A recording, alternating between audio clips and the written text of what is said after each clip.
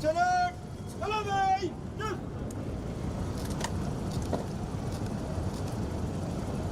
Left! One out! Yes!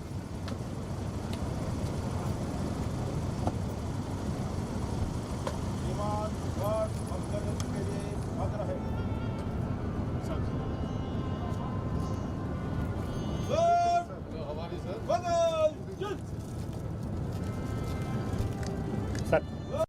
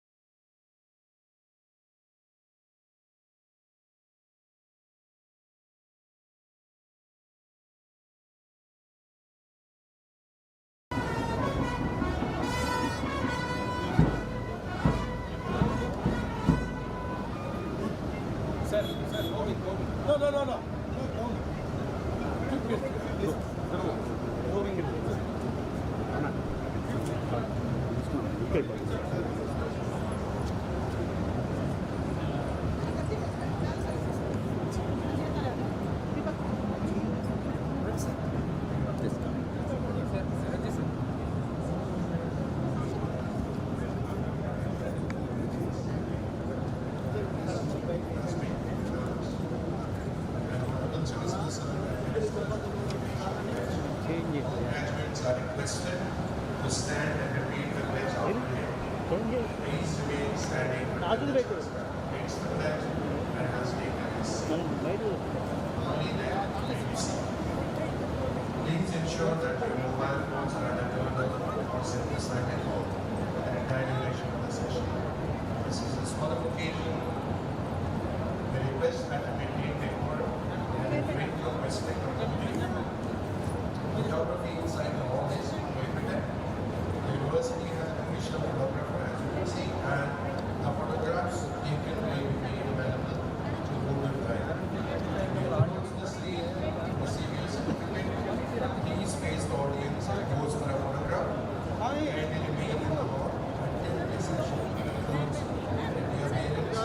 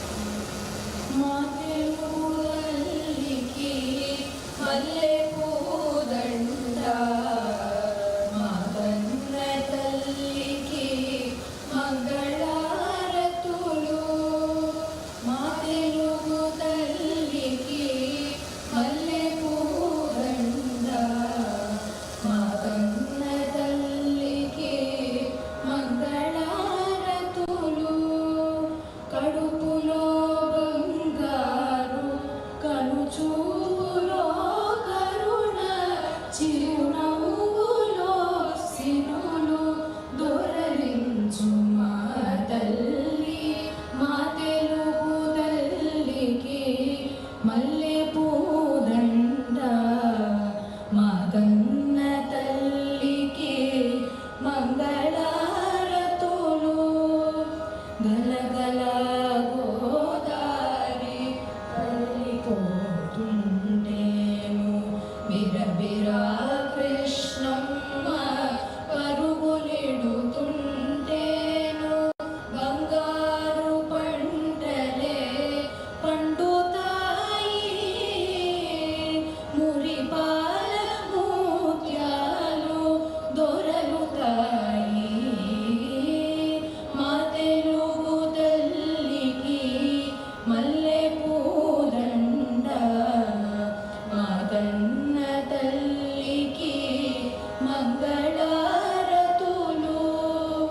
Amaravati నగర అపురూప శిల్పాలు, త్యాగయ్య గొంతులో తారాడు నాదాలు, తిక్కయ్య కలములో తీయందనాలు, నిత్యమై నిఖిలమై నిలచి ఉండేదాకా రుద్రమ్మ భుజ శక్తి, మల్లమ్మ పతి భక్తి, తిమ్మరు సుధీయుక్తి, కృష్ణరాయల కీర్తి, మార్చవుల రింగుమని మారు మ్రోగేదాకా నీ ఆటలే ఆడుతా, నీ పాటలే పాడుతా. జై తెలుగు తల్లి, జై తెలుగు తల్లి, జై తెలుగు తల్లి.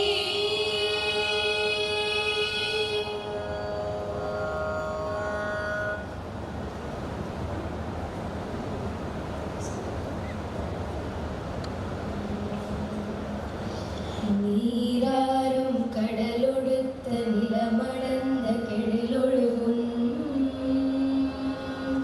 സീരാരും വദനമെന തികഴ്വരത കണ്ടമിത്,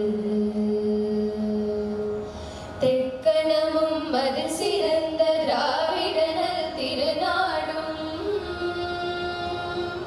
തക്ക സിറ് പിறை முதலும் தரிதனரும் திலகமுமே, அத்திலக வாசனை போல் அனைத்துலகும் இன்பமுற, எத்திசையும் புகழ் மணக்க இருந்த பெரும் தமிழனங்கே, தமிழனங்கே உன் சீரிலமை திறம்பியந்த செயல் மறந்து வாழ்த்ததுமே, வாழ்த்ததுமே, வாழ்த்ததுமே.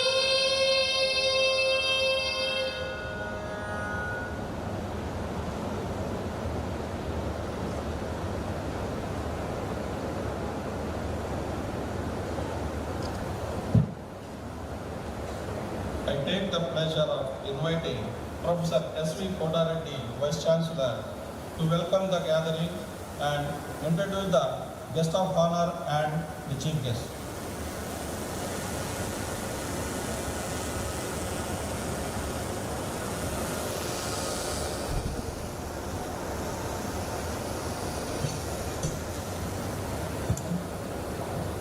Good morning, everyone. Distinguished Chief Guest for the Convocation ceremony, Honorable Chief Justice N.V. Ramana garu, former Chief Justice of India, Honorable Chancellor Dr. G. Vishwanathan sir, Guest of Honor Sri Rajiv Verma, Senior Director of Engineering at Samsung Electronics, Vice President Sri Shankar Vishwanathan sir, Vice President Dr. G.V. Selvam sir, Registrar Dr. Jagadip Chandra Mudiganti, distinguished guests, deans, directors, control of examinations, HODs, section heads, faculty and staff members, research scholars, parents and their graduates. My hearty congratulations to all the graduating batch of 2025. You should be very very proud of yourselves as you are accomplishing this goal. Give yourself a big round of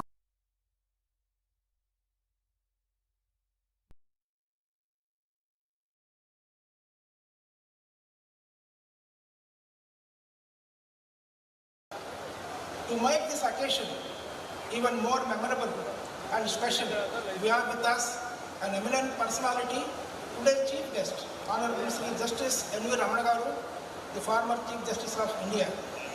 He served as the 48th Chief Justice of India, and we are very glad and honored to have you with us on this momentous occasion. Hearty welcome to you, sir.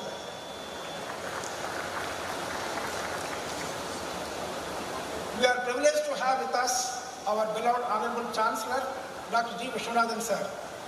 He has been conferred with 4 honorary doctorates by prominent US and Indian universities in recognition of his visionary leadership, exemplary contributions in the field of politics, international higher education, and social development. In fact, yesterday, he has felicitated by Padma Vibhushan, Dr. Murli Manohar Joshi, and conferred him the Lifetime Achievement Award on the 8th annual conclave organized by Federation of World Academics. Hearty welcome to you, sir. I am very glad to welcome an eminent personality as the guest of honor, Sri Rajiv Verma. He is the Senior Director of Engineering at Samsung Electronics, Bangalore. He is highly respected leader in the tech industry with more than 27 years of experience. Hearty welcome to you, sir. It is my pleasure to welcome our beloved Vice President, Sri Shankar Vishwanathan, sir. He has been instrumental in spearheading the progress of the VIT campuses. With his in-depth insight into the education, he continues to take the VIT brand to the greater heights. Hearty welcome to you, sir. It is with great pleasure I welcome our Vice President, Dr. G.V. Salam, sir. He has been instrumental in developing VIT campuses with the high-rise structures, the lush green ambience, and ultra-modern infrastructure. Under his able leadership, VIT is emerging as one of the finest universities in the country. Hearty welcome to you, sir. I extend a warm welcome to the members of the Board of Management, Governing Body, Academic Council, Finance Committee, Planning and Monitoring Board, Research Advisory Committee, members of Board of Studies and Advisory Boards of various schools. A cordial welcome to Registrar Dr. Jagadish Chandra Mudiganti. A warm welcome to the special guests, Sri K. Lakshmi Narayana, retired IAS, and Sri Narayana Garu as the special guest for this convocation. A cordial welcome to Deans, Directors, Controller of Examinations, HODs, Coordinators, Section Heads, Faculty and Staff members. You play a vital role in carrying the vision of the university with a great commitment and hard work. A warm welcome to each one of you. A warm welcome to the members of press and media. I am very delighted to see the large number of parents attending this convocation ceremony with the great excitement and joy. I extend a cordial welcome to all the parents attending this convocation ceremony. Most importantly, a warm welcome to the heroes and heroines of the day, all the graduating batch of 2025. A warm welcome to each one of you.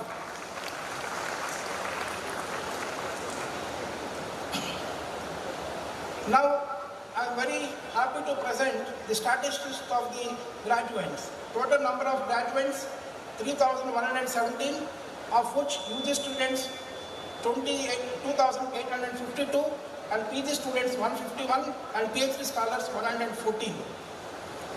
I am very delighted to inform you that 28 toppers from 28 programs are going to be awarded with gold medals and rank certificates. And another 98 rank holders are going to be presented with their rank certificates. On this occasion, I would like to brief you a few achievements of VIT-AP University. VIT-AP University began functioning at Amravati, Andhra Pradesh from the academic year 2017-18. At present, the campus is spread across 100 acres with 19,000 students, and recently the government of Andhra Pradesh allocated another 100 acres land to our VIT-AP University. We are expecting 50,000 students by 2032. The students are from various states of India, all states of India and 6 union territories and 10 countries. The university is focusing on the research, innovation, incubation, entrepreneurship and collaborations.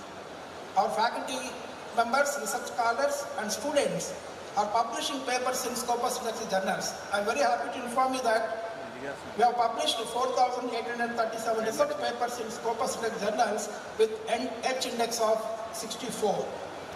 In innovation, our faculty members, research scholars and students are doing exceptionally good. We are glad to inform you that a total of 580 patents have been published and 64 patents have been awarded since inception of our university. I am very happy to inform you that we are number 1 in the country in patent publications under emerging state private universities.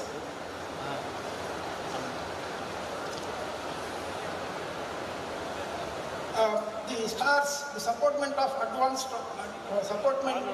advancement of rural students, is a flagship program initiated by our Honorable Chancellor, sir. To support the students, one boy and one girl from each district, from the rural government junior colleges with complete free education, including hostel and food. I am glad to inform you that this year the graduating batch of 2025 STAR students got 100% placements. This is one of the achievements of VIT-AP University.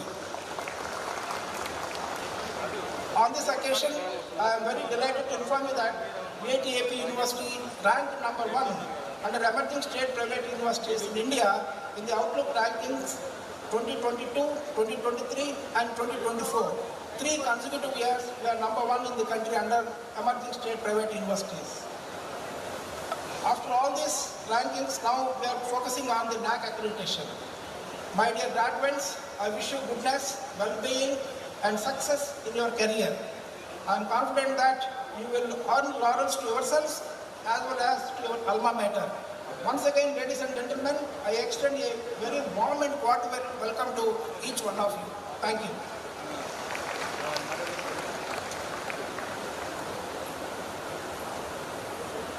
Now I will introduce the chief guest for today's convocation ceremony.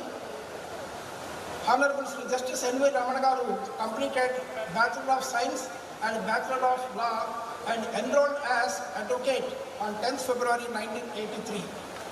He has practiced in the High Court of Andhra Pradesh, Central Administrative Tribunal, Andhra Pradesh Administrative Tribunal,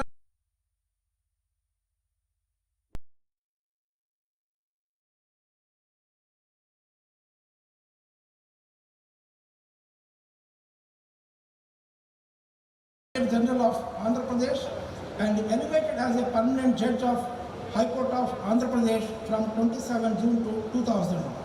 He also served as President of the Andhra Pradesh Judicial Academy and as the Executive Chairman of the Andhra Pradesh State Legal Services Authority.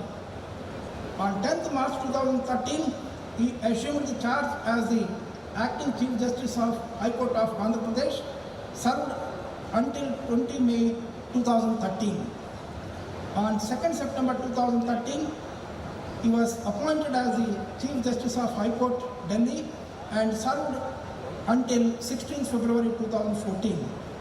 He was elevated as Judge of Supreme Court of India on 17th February 2014. At the Supreme Court, he served as the Chairman of the Supreme Court Legal Services Committee and held the office of Executive Chairman, National Legal Services Authority. Honorable Sri Justice N.V. Ramana garu took oath as the 48th Chief Justice of India on 24th April 2021 and retired on 26th August 2022. He authored several landmark judgments on arbitration and he is instrumental in setting up of the International Arbitration and Mediation Center at Hyderabad, Telangana. Honorable Sri Justice N.V. Ramana garu authored several path-breaking judicial and administrative decisions includes Pegasus snooping and Bilkis Banu's gang rape and several others. He is instrumental in digitization and live streaming of the Supreme Court proceedings by implementing 2018 decision. He also took several initiatives to give access to justice to people of India using technology. Ladies and gentlemen, please put your hands together to welcome our Chief Guest, Honorable Sri Justice M. V. Ramana. Now I will introduce the guest of honor for today's convocation ceremony. I am very happy to introduce Sri Raju Verma. He is the Senior Director of Engineering at Samsung Electronics, Bangalore, and a highly respected leader in tech industry with more than 27 years of experience. He has worked on some of the most important innovations in mobile phones and semiconductors, playing a key role in launching more than 150 phone models around the world. He holds an MSc Electronics degree from Kurukshetra University and MTech in Computer Science and Engineering from prestigious Indian Statistical Institute, Calcutta. His strong academic background and passion for technology helped him grow into leadership roles at the top companies like Motorola and Samsung. He holds many patents in his name and has research papers published in many international forums. Today, he leads advanced research in memory technologies that power the latest AI systems. Shaping the future of the computing, his journey is a great example of how strong education, curiosity, innovation, and dedication can create real meaningful impact in the world of technology. Ladies and gentlemen, please join me welcoming our guest of honor, Sri Raju Verma. Thank you.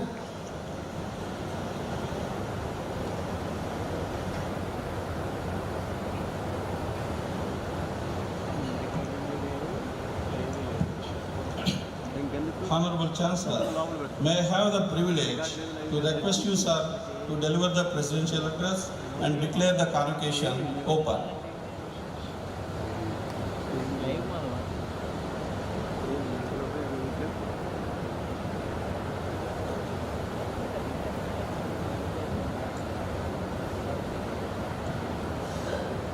Our chief guest of today, the 5th annual convocation of VIT-AP, Honorable Sri Justice M. V. Ramana, former Chief Justice of India, and guest of honor, Sri Rajiv Kumar, Samsung Electronics, Bangalore Senior Director, Vice Chancellor, Dr. Kota Reddy, Vice Presidents, Sri Shankar Viswanathan and Dr. G.V. Selvam, Registrar, Dr. Jagdish Mudigandi, professors, senior officials from the government of Andhra Pradesh, invitees, press and media, parents, and my dear graduates, very good morning to you. At the outset, let me congratulate all the 3,100 graduates who are going to get their bachelor's, master's, and PhD degree today. I would like to thank Justice Ramana for taking the initiative in coming here, even though he had various kinds of works. And in spite of it, he has agreed to come. I would like to thank him especially for that.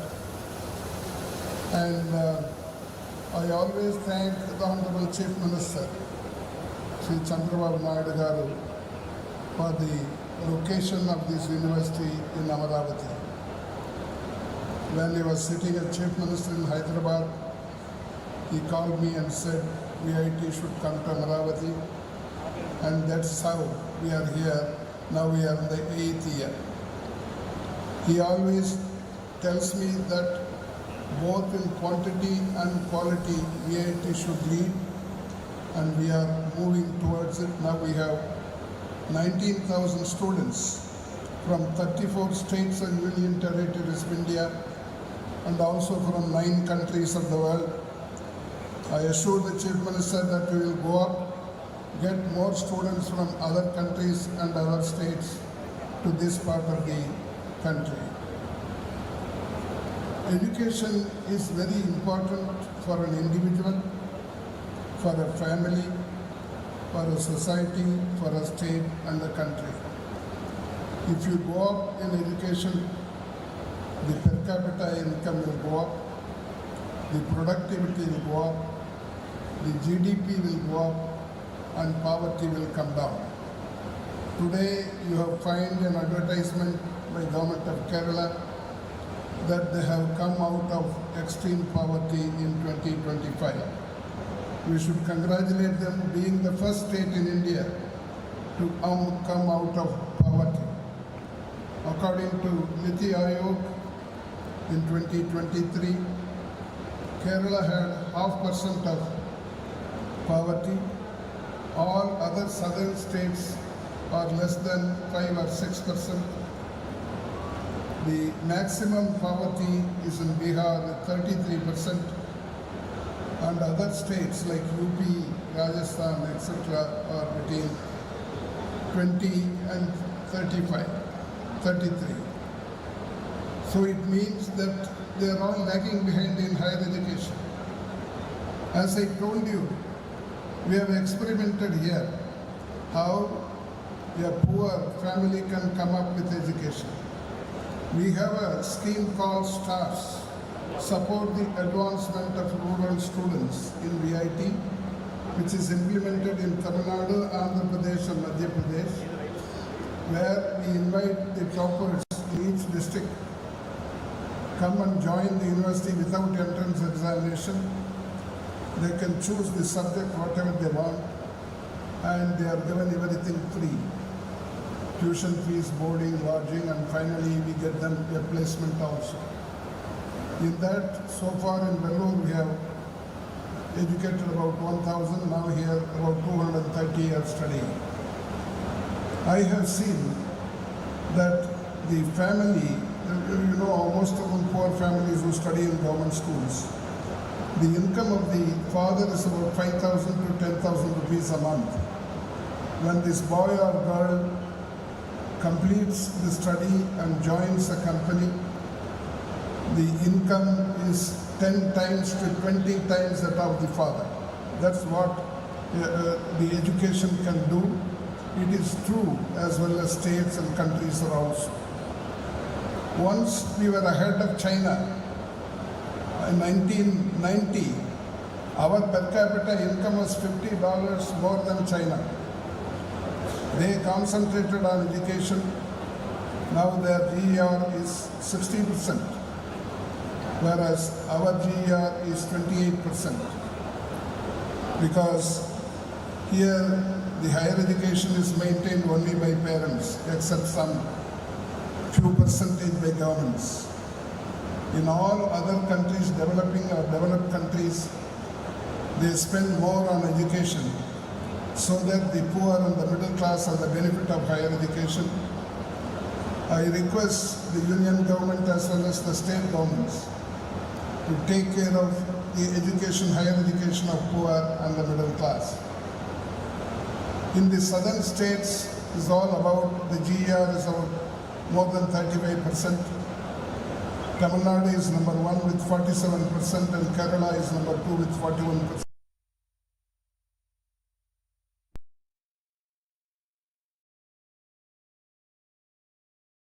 Education can make a difference in the not only in poverty reduction but also in the increase in the GDP and per capita. Let us take two states, Kerala and Bihar. Kerala's Bihar's population is 13 crores. GDP is $67 billion, whereas $1 billion. The per capita income of $800 and per capita income is $810. This is the maximum difference because of higher education. Of course, other also are there. In the same way, I compare Uttar Pradesh with Tamil Nadu. Tamil Nadu's population is 8 crores. UP's population is 24 crores. Tamil Nadu's GDP is $420 billion, where it is $290 billion in UP. The per capita income of Tamil Nadu is $5,400, and it is UP, it is $1,500. Because in education, higher education, the GER is 47% in Tamil Nadu and 24% in Uttar Pradesh. I would very much like the governments to take care of this. It's not only that the country is growing economically, but the poor remain to be poor. The benefit of the growth is not reaching all the people. I saw a news item 2 days back that our industries minister said, now we are the 4th largest economy of the world, and very soon we will overtake Germany and become the 3rd largest economy of the world. Already we have overtaken Japan by a narrow margin this year. And minister says within 2 years we will overtake Germany also. When we hear that we have overtaken Japan, we are so happy, because we were 5, they were 4, now we have become 4 and they have become 5th position in the world.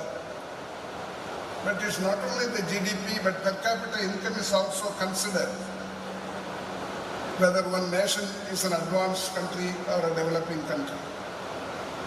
You must have at least $12,000 to $15,000 to be called an advanced nation. Out of 193 nations in the world, around 75 are called advanced nations, economically advanced. Since our income per capita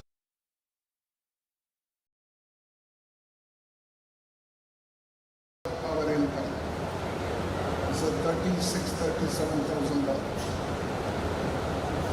When we hear that we are going to overtake Germany in 2 years, I was wondering what will happen. Because if the same thing continues, Germany's per capita income is $58,000. How much are we going to increase in 2 years? So these are all things I would very much like the government to take care of. There is so much inequality in the country. It's one of the most unequal countries in the world, because the top 10% of the population control 80% wealth of the country, and the bottom 50% control only 4% wealth of the country. But when it comes to taxation, who pays? Normally, the law of taxation is the broadest shoulder should bear the heaviest burden. Students of economics and commerce will know. What happens in India is not like that. GST brings us maximum revenue to the government. In GST, we get about 2 lakh crores a month. But who pays it? The people who control 80% of the wealth, 10% of people, they pay only 4% of GST. The people who control 3% of wealth, 50% of the people, they pay 2/3, 66% of GST. That's how the taxation principle is there in India. I hope government will be aware of this and make necessary changes, so that this money, if they pay, will go to the 2 sectors. Any welfare state should take care of education and health. These are the 2 sectors where we don't spend much. For last 50 to 60 years, the recommendation has been that 6% of the GDP should be spent on education. We are always hovering around 3%. This should change, and we must be able to assure all the poor and the middle class children to have access to higher education. The new education policy talks about taking this GER from 28% to 50%. Even if you are going to achieve this, then it will be lagging behind, because if you want to be an advanced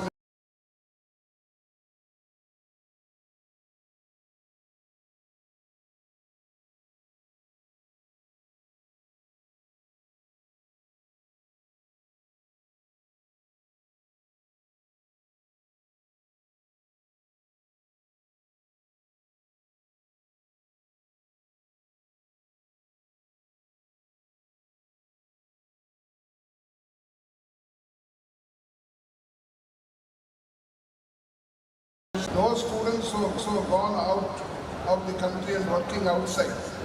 For example, our own VIT students are working in 84 countries in the world. They send back the money, which is called remittance. In remittance, India is the highest in the world. In 2024, we have received 12 lakh crores. If with 27%, 28%, if we can get 12 lakh crores, what will happen if we go to 50 or 60% and go entire world? Because enough opportunities available all over the country. And again, among the states who get this 12 lakh crores, Maharashtra, Kerala and Tamil Nadu, they take away 50% of this 12 lakh crores, and the rest is divided among all the states because they are leading in education and sending people more to outside the country because of quality education, also English language. And I would very much like all the states to compete with each other in giving higher education, and VIT wants to be a model.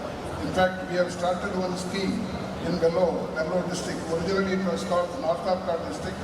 Now it's called divided into 4 districts. But we have taken it as a whole and assuring everybody higher education. We have started a public trust called Universal Higher Education Trust. Anavirkum Uyarkalvi Arakattalai. I happen to be the president. All public are members of the trust. And so far we have given scholarship to more than 10,000 students, poor students, and 2/3 are girls. The beneficiaries, 2/3 are girls. How do we get this money? 50% comes from VIT. Our teachers, I must thank them. They contribute 1 day's salary in a year. In fact, here also some of them are contributing. In Vellore, they contribute 1 day's salary in a year. That comes about almost half of the amount of scholarship. The rest we collect from outside, and we are distributing about 1.5 crores a year. And I want to compete with the US. US, it is 88% GER. I want this district to be a model to the rest of the country. I hope some of the institutions here will also do it so that Andhra Pradesh also can come up and challenge other states. Already the government is doing very well. If we are going to cooperate with the government, the public, because it's not necessary that you should be a rich person. Even ordinary people can educate children. In fact, there was a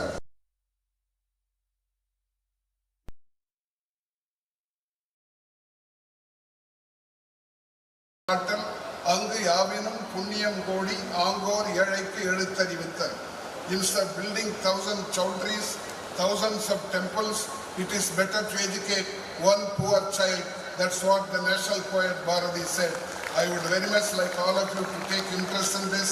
I would like to again thank our Chief Guest Justice Ramana and our guest of honor, Sri Rajiv Verma, for accepting the invitation to be here. I declare the convocation open.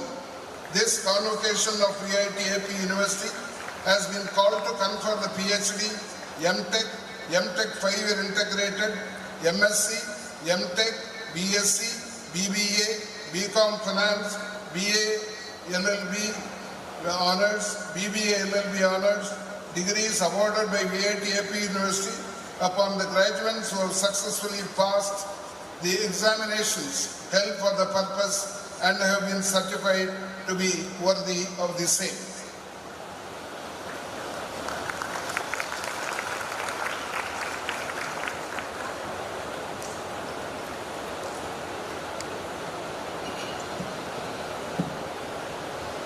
Now I invite the guest of honor, Sri Rajiv Verma, Senior Director, Samsung Electronics, Bengaluru, to deliver his address.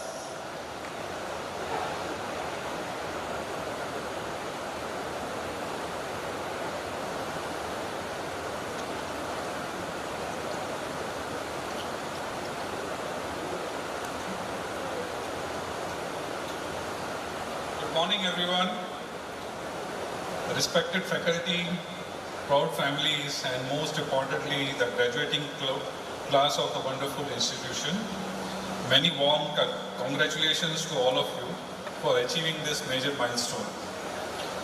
So let me start by thanking Vice Chancellor Kota Reddy and VIT management for inviting me here as a guest of honor. I also feel part of the VIT family, as my daughter is also studying in VIT Vellore in her final years. So next year, I may be sitting on the other side of the stage, like all of you.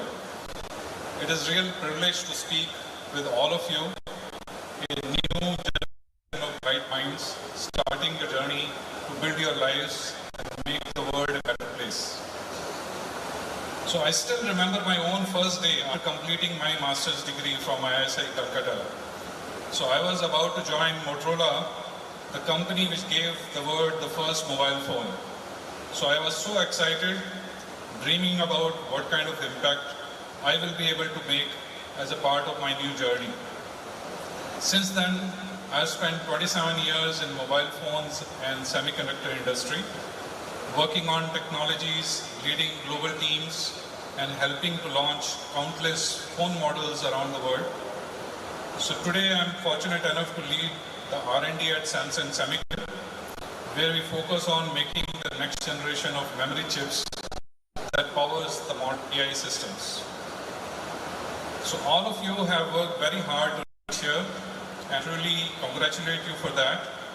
The world you are entering today is very different from the one I started. But I am also part of this new changing world through my professional journey. So this brings me to the world you are stepping into, a world where technology changes faster than the textbooks. What's relevant today can quickly become outdated. Right now, AI is shaping everything around us, and all of you can see it. As you stand here today to begin your career, I want to talk not just about the success, but about the journey. The path that starts when this ceremony ends and the real life begins. So beginning matters, but they are never the whole story. I began just like you, from the simple home with no special advantages, only a strong desire to learn, work hard, and keep going.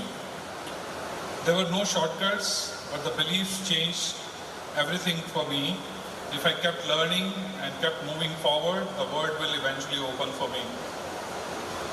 That belief took me from the classrooms like yours to the front lines of innovation, building technologies at Motorola and Samsung that now lives in your pockets in the form of mobile phones and powers the AI system in the data centers around the world.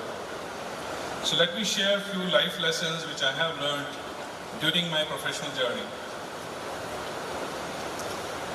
So lesson 1, degrees get you the entry, but good habits keep you inside. When you leave your campus, you will soon realize something surprising. The world does not really care what grades you got. What it cares about what you can do, how you can think, how you perform under pressure, and how you treat people. Your degree shows that you can learn, but it doesn't guarantee that you will keep learning. So career is not built on what you know on the day one, but on your ability to never stop learning. So be a lifelong learner. The day you feel that I know enough, that is the day the growth will stop. Your degree is just a key to open the first door, but what happens after that depends entirely on you. You will face situations where the textbooks won't help you, but your intuition will take over. And that's perfectly fine. Remember, education gives you knowledge, but experience gives you wisdom. So don't hesitate to learn again from the world, from your mentors, and most importantly, from your failures. Lesson 2, don't chase titles, but chase hard problems. Taking on tough challenges and solving hard problems is the best way to become valuable and trusted. If you regularly choose what is hard, then you become the person others can rely on to solve such problems and which will make you indispensable. Let me share one example during my early years at Motorola. So we tried something that many thought was impossible. Real-time video calling. Back then, the desktops had lesser memory than a digital watch today. and network bandwidth was way too slow. And we are talking about the modern era. Every engineer we spoke said it can't be done. But impossible often just mean not tried yet. So we worked day and night fixing crashes, debugging video codecs, and facing failures after failures. But those moments taught me one key lesson. The world changes not when everything is certain, but when the people have the courage to try something new. Years later, when the video calling became common and became mainstream even on today's mobile phone, I realized that we were not just writing the code, we were changing what people believed was possible. So always challenge assumptions and try to solve difficult problems. And that's where the real innovation happens, and that's where you contribute. Lesson 3, the careers are marathons, not sprints. So you will see people around you who are growing faster, getting promoted earlier. Don't let their speed make you doubt your own journey. 2, 3, even 5 years is too short to judge someone's success. But in long run, your persistence and consistency shape your destiny. So always show up, stay steady, keep building values even when nobody is clapping. Consistent, disciplined performance always beat the short-term success. Lesson 4, protect the engine, which is your mind, ethics, and curiosity. So AI, automation, and global competition will keep changing the job roles every year or two. The only true protection you have is your quality of mind and strength of your character. In your career, skills may open the door, but attitude and ethics will keep them open. So be humble enough to listen and confident enough to speak. Treat everyone with respect. Be reliable, be the person others can trust, and keep your promises. Do your work with honesty, even when nobody is watching. So these simple habits quietly build a reputation that no resume can show. So let me share a small story about this. So I once led a very important project which was very time critical. So during the final review, everything looked fine in the demos, but we found critical technical issues that caused the failures in the field. So we had two choices: ship the product on time and hope that actually means nothing will happen in the field, or delay the launch and fix the problems correctly. So we choose to delay and fix it, and that was not a very popular choice among the management. But that one decision taken quietly built deep trust with the leadership. People remembered not just your achievement, but your integrity under pressure. Lesson 5, learn from people, not just from the problems. One of the biggest mistakes young professionals make is thinking that learning comes only from textbooks, online courses, or coding. They think that they can learn everything at their own. But in reality, your workplace is the living university. Your seniors, peers, and even juniors know many things which you don't know. Listen carefully, observe how people think, decide, and communicate. Notice how they handle disagreements, take feedback, and still move forward together. Technical growth without people skill create engineers who can't build real products. So always learn from the people around you. Last but not the least, define success in your own way. In today's world, it is easy to compare yourself with others. Someone is getting promoted, someone is buying a car, someone is moving abroad, and suddenly you start feeling behind. So don't fall into that trap. Define the success for yourself. For some, success means financial independence. For others, it may be creativity, serving others, or work-life balance.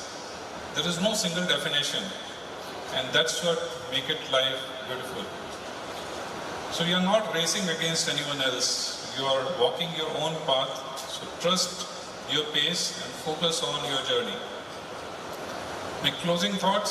So I know many of you may be aspiring to work in different countries. Nothing wrong in that. But you are graduating into a country that is not just watching the future, but building it.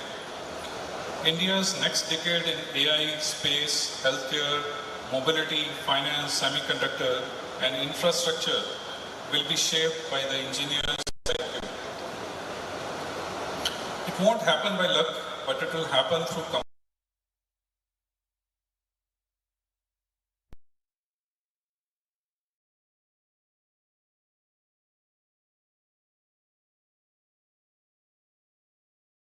and welcome to the real world where your true contribution begins. Make your parents and your nation proud, and most importantly, take pride in what you do to make the world a better place. Thank you.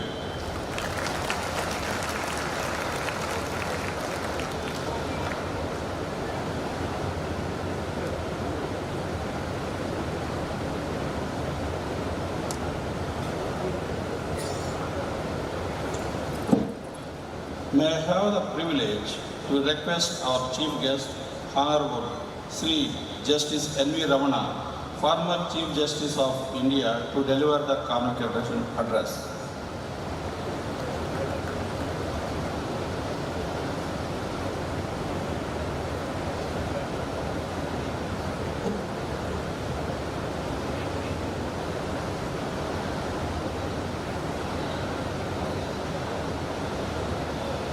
Dr. G. Viswanathan, Chancellor,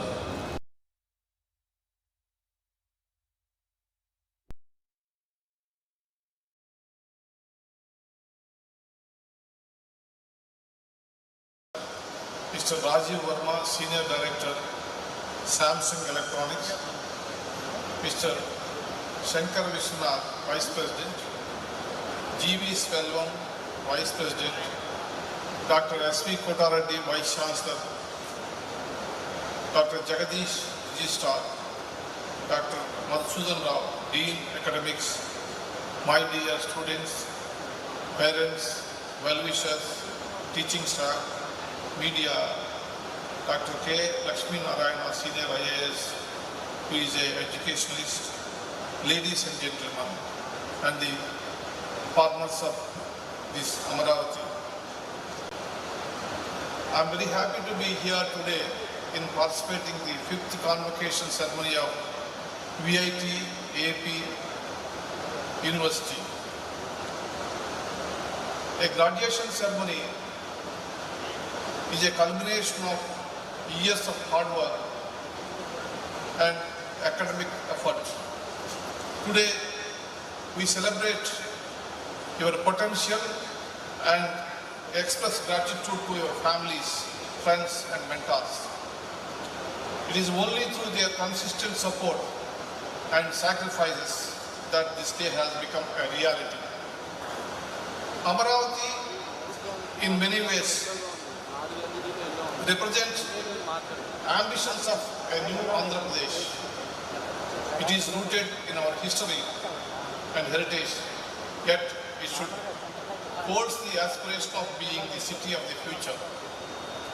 From ancient Buddhist scholars to modern innovators, this land has nurtured wisdom seekers. We should never forget the sacrifices and contributions made by revolutionary leaders like Alluri Sitaramaraju, Tanguturi Prakasham, Potti Sridamalu, and many others. Together, their leadership helped to shape the idea of modern Andhra. Today happens to be the formation day of the state of Andhra Pradesh. The sacrifices made by our leaders laid the foundation for formation of linguistic states in India. In a way, their fight contributed in a big way for recognition of language as a key factor in shaping identity for region and territories. It is this identity of language that we should not lose sight of. It is the linguistic and cultural pride of Telugu that legendary N.T. Ramana invoked in further democratize the Telugu society. The social diversity that he had actively promoted has left an irreversible imprint on politics and society in Telugu land. There are the kind of great leaders you all should try to draw inspiration from. It is not surprising that VIT Andhra Pradesh University has become a global hub of learning in this short period of time. I am told that the university provided scholarships to the top achievers from every district of Andhra Pradesh. I was also pleased to hear that VIT-AP has adopted nearby villages by supporting their schools and health services. I hope other universities in the country are inspired to follow this model.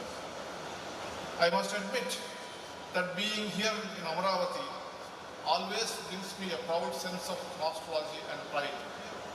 This place is very close to my heart because its soil, air, water have shaped my life as a student leader and a lawyer.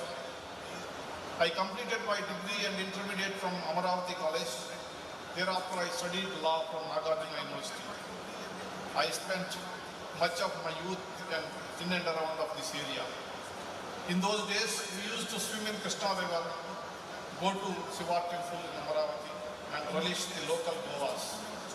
I think I know each and every inch of this land.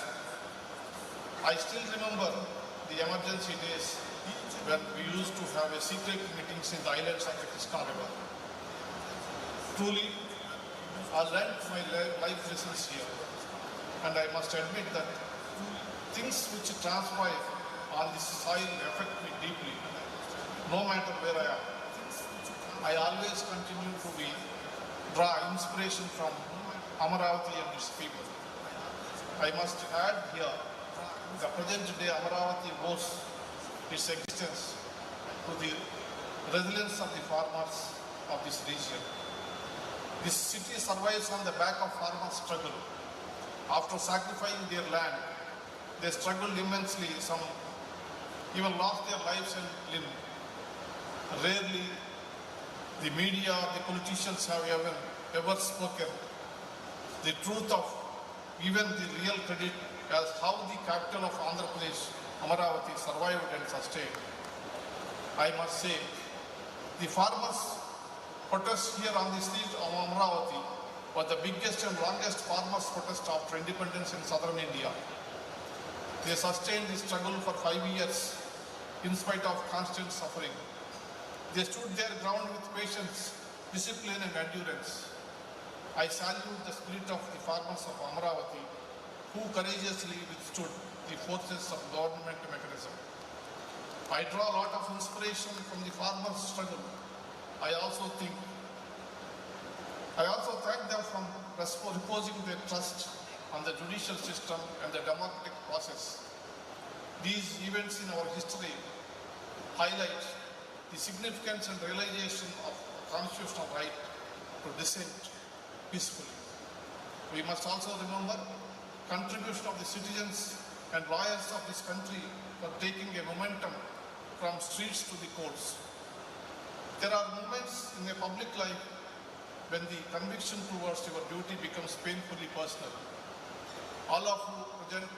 Most of you present here knows that how my family was targeted and criminal cases were filed against them. All this was done only to coerce me. And I was not alone. During that difficult phase, all those who empathized with the cause of the farmers faced intimidation and coercion. Even members of the judiciary who upheld the constitutional principles faced transfers, pressure and at time persecution. Families of judges who had no role became collateral to political mechanization. These experiences reaffirm my deepest belief that institutions are tested not in comfort but in crisis. In such times, when many political leaders hesitated to take stands or remain silent, it was the jurists, lawyers and the courts of this country who stood by their constitutional promise. While governments may change, the courts and rule of law remains the anchor of stability. And the rule of law survives only when people reposed the public trust, decline to surrender their integrity for convenience. In these coming times, the role of the farmers, lawyers, jurists, members of the civil society and judges will remain enduring source of inspiration. To the youth gathered here, I say this: you will inherit a world that often punishes sincerity and rewards silence, but do not dishearten.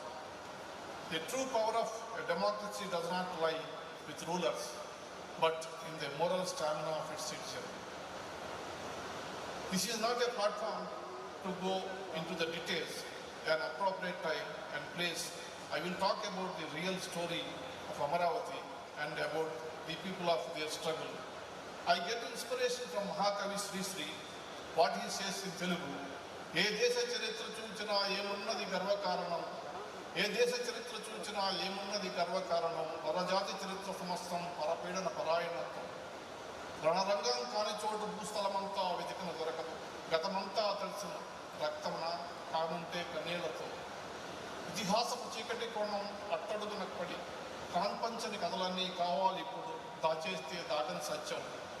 Nile నది నాగరికతలో సామాన్యుని జీవనమెట్టిది, తాజ్మహల్ నిర్మాణానికి రాళ్ళెత్తిన కూలీలెవరు. ఇక్కడ దీన్ని నేను I will modify like this. Krishna నది నాగరికతలో సామాన్య రైతు జీవనం ఏంటిది, అమరావతి నగర నిర్మాణానికి రాళ్ళెత్తిన కూలీలెవరే. ఇదంతా రైతుల యొక్క గొప్పతనం అని చెప్పదలుచుకుంది. Here I must appreciate the management and Mr. Viswanathan particularly of this institution, who struggled for 5 years and still sustained the institution through various challenges. Governance is a continuous process. There should be certainty. It is wrong to disturb the policy. When power changes hands, it will stunt the growth. People will suffer.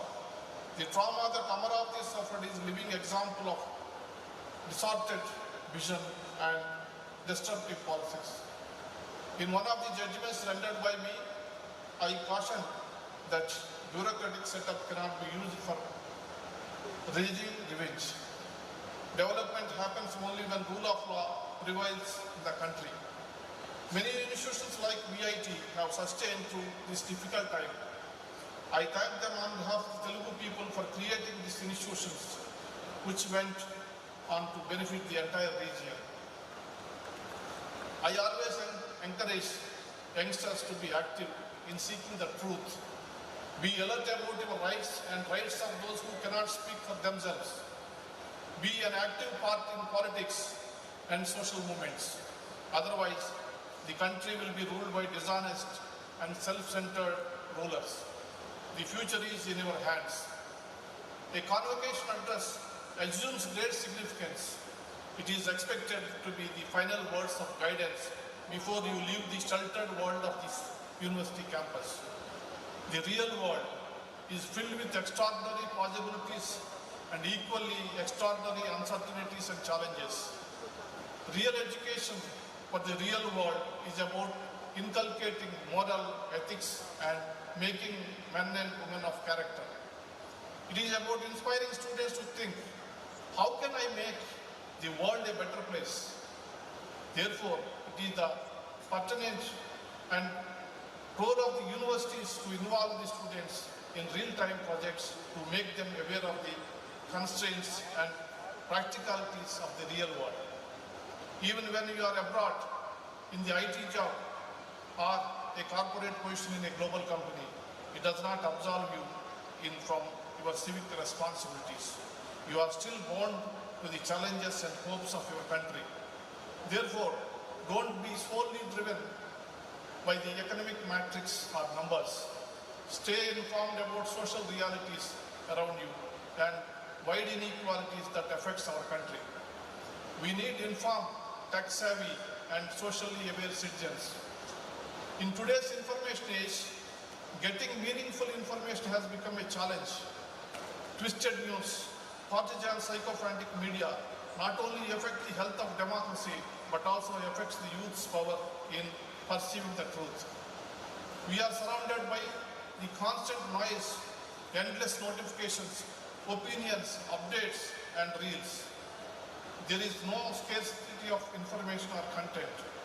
The sheer abundance of information on social media is constantly influencing our minds.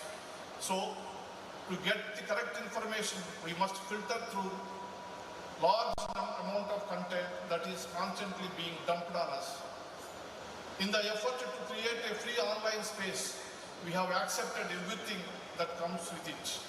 Trolls, hate comments, abuses, mental agony, unethical and distasteful comments. As a society, we have stooped to our lowest in the name of content and information creation. Adding to the above, there is hyper-connection with the world. I think we check our phones every few minutes for new messages, emails, news, notifications, likes, etc. People who are addicted to social media are struggling to disconnect. Their mind never be allowed to be rest. And finally, the authenticity of the content itself is an issue. There is also the issue of deepfakes, where photographs and complete videos are morphed. Therefore, when we access content on online, we are battling a constant question: is this really real, or is this real, or is this a deep or AI creation? To add to this misery, there is no effective grievance of redressal mechanism. The law is completely lagging behind in this area. The online space is totally lawless. Therefore, many victims hesitate to come forward. Keeping the information overload aside, we must realize that true creativity comes from a focused mind. You can think and express better when only your mind is well rested. Therefore, I urge you to moderate the use of your screens so that your mind gets some rest. The last few years have seen the evolution of quick commerce. They deliver within 10 minutes is perhaps the zenith of consumerism. People are buying things that they don't really need. All kinds of advertisements and social media campaigns are constantly bombarded at us. We are not given a chance to even reflect. As you start your careers, you must not allow yourself to be tempted by these attractions. There is an old saying, money saved is money earned. Inculcate a sense of financial discipline in yourself. Now coming to the technological revolutions around us. Every generation has faced a transformative technology from wheel, electricity, printing press, mechanization, etc., which have redefined the meaning of work and human efforts. However, no generation before yours has seen so much of change compressed in a short period of time. The latest innovations that have captured the world is artificial intelligence and quantum computing. Frankly, nobody has fully understood the consequence of these technologies, and there are a lot of gray areas. But we have a habit of thinking that one revolution idea or person will solve the problems of humanity.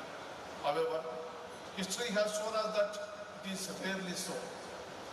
A recent study of MIT reveals that 95% of business attempts to integrate generative AI are failing. Only 5% of companies have managed to achieve meaningful revenue acceleration. Therefore, many leading global companies have started fresh recruitments to rehire their staff. It is my belief that artificial intelligence is only a tool for the human mind and not its replacement. Over-reliance or confidence on AI can lead to a loss of human institution and critical thinking. The day is not far when we will look to artificial intelligence for deciding the worth of human minds and efforts. And we are already witnessing many studies about AI bias, where decisions are systematically tweaked and many may be discriminatory. All this will be done on the premises that technology is impartial and efficient. This will likely reshape human behavior. You must remember that artificial intelligence lacks emotional intelligence, which is literally the heart of human intelligence. Therefore, we must balance the use of AI with the right amount of emotional intelligence. If we fail to do so, we run the risk of commodifying human life and dignity. Next, I would like to add, as you grow in your career, never forget about the significance of family. In an age of mobility and digital distractions, family bonds remain our solace. It is warmth of relationship that will help us survive challenging times. So remember to look back at your family and home. Culture, language and food are not mere ornamental inheritance. They are living threads that tie us to this land. To the youth, I say, learn global languages, but think in your mother tongue. Taste world cuisines, but never forget the flavor of your land. I also urge you to be mindful of the rapid global developments. Unfortunately, very few informed leaders are seriously addressing the repercussions of the ongoing global events on us or our disposal. My final piece of advice to you is that in the times of dilemma, be adaptable but never immoral. You must live by core principles which define you. Your potential and ability are bigger than the challenges that await you. Always have faith in yourself. As we reflect on what lies ahead, I am reminded by the words of Ralph Waldo Emerson. I quote, "The purpose of life is not be happy. The purpose of life is not be happy. It is to be useful, to be honorable, to be compassionate, to have it make some difference that you have lived and lived well. Happiness is always fleeting, but a purpose in life endures. May the light of fearless optimism always carry you through the dark moments of doubt." Thank you very much for giving this opportunity.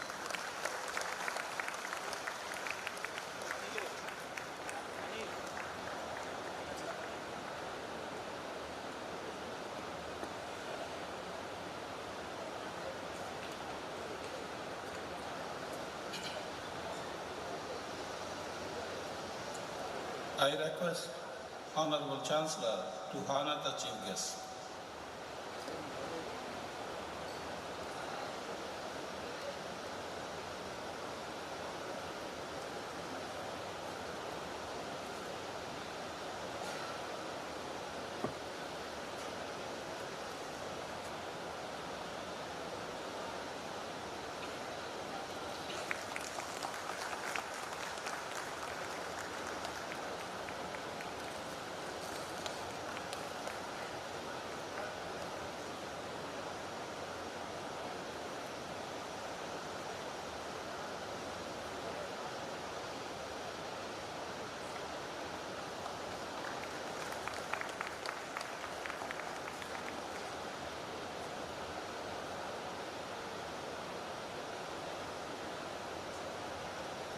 I request the Vice Presidents to honor the guest of honor.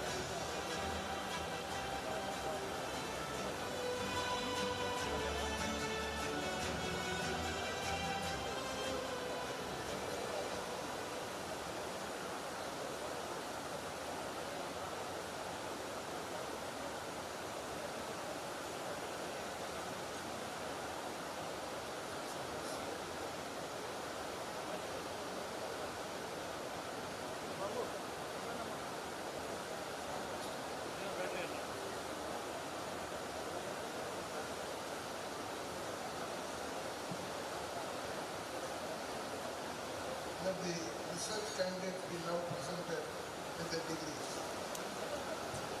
Now I invite Dean Academic Research to declare the degrees of doctoral candidates. I request Chancellor to issue their certificates.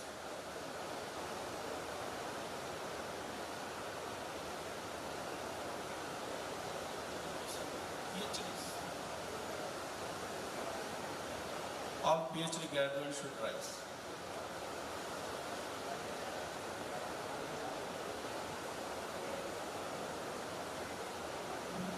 Honorable Chancellor, I present unto you Mr. C. Nagarjuna and 113 others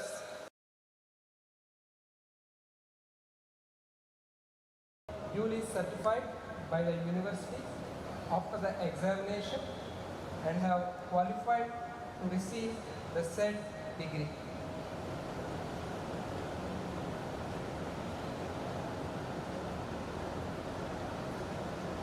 C.H. Nagarjuna, guided by Dr. Illa Ramana.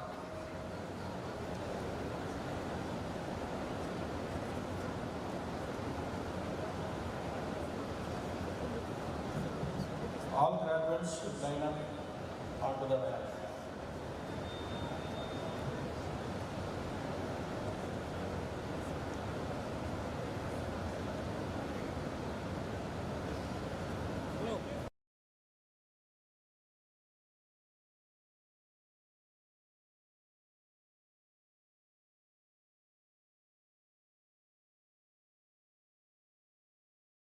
Gausia Banu.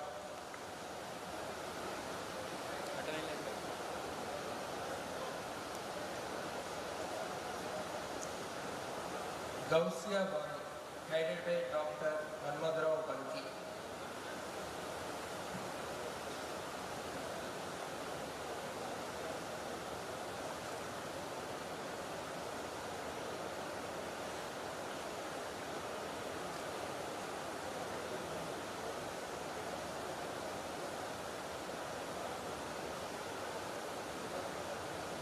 Ashutosh Pandey, guided by Dr. Manoj Kumar Mishra.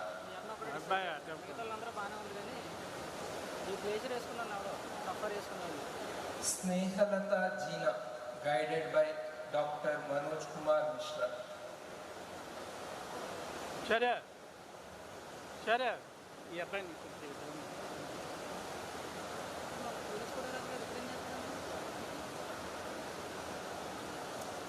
Venkata Subbaiah, guided by Dr. N. Madhusudana Rao.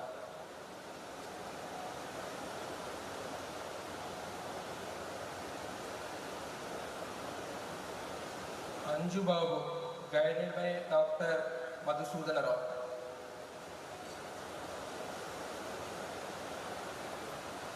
Hitaishi, guided by Dr. Nandam Ashok.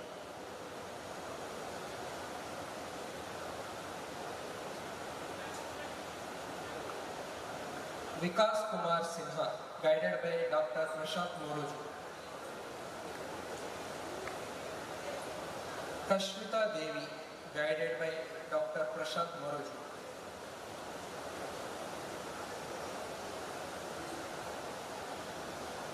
Umesh Uttamrao, guided by Dr. Ravikumar Bandaru.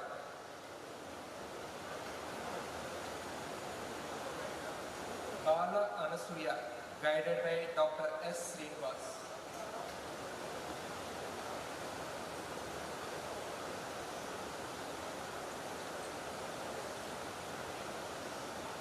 Vishnu, guided by Dr. Selva Kumar.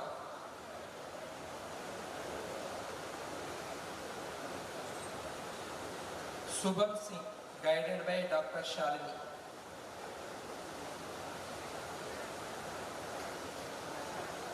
Paresh Kumar Panigrahi, guided by Dr. Suganta Naik, Dean SAS for Guides Absentia.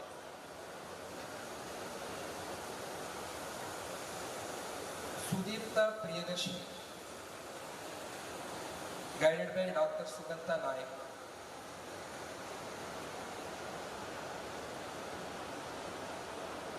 Miriala Navya Pratyusha, guided by Dr. Ranjan Kumar. Ankit Dubey, guided by Dr. Ranjan Kumar.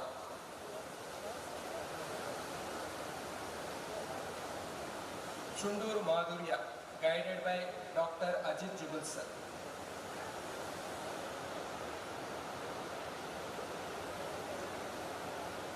Babu Rajendra Prasad, guided by Dr. B. Sai Chandana.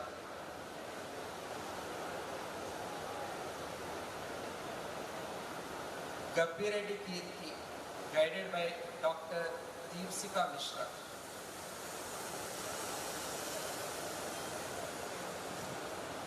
Dean Scope is requested for guide absentia. Suresh Chikati, guided by Dr. Munishwari.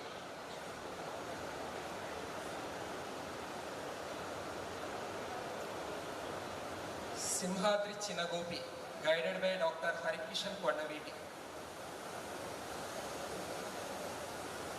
Yasun Kari, guided by Dr. Karimullah Sheikh.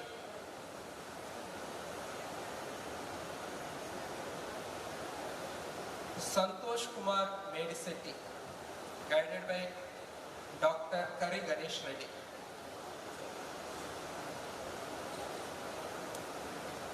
Rajiv, guided by Dr. Kartika Natarajan. Srinivasarao Pallapu, guided by Dr. Qasim Syed.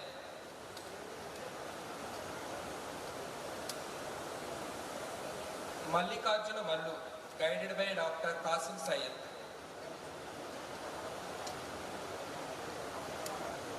Siva Nagaraju, guided by Dr. Kumar Devashish. Ramesh Babu Pedinti, guided by Dr. Kumar Devashish.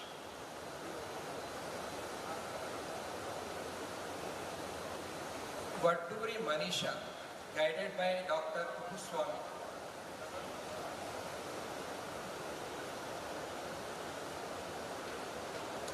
Anita Rani, guided by Dr. Kupuswamy.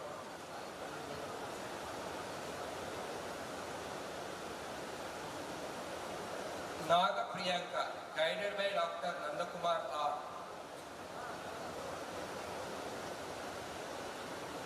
Spandana Mande, guided by Dr. Nandakumar R.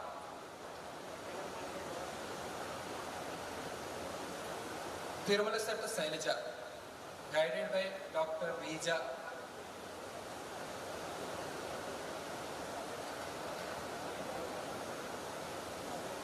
Maheshwari Bandi, guided by Dr. Rija.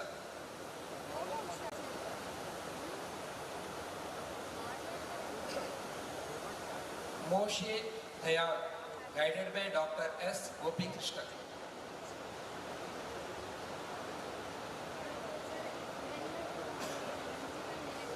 Aditya, guided by Dr. Sachidananda Mohanty. Dean Scope is requested for guide absentia. Pogula Nagabhushan, guided by Dr. Selvakumar.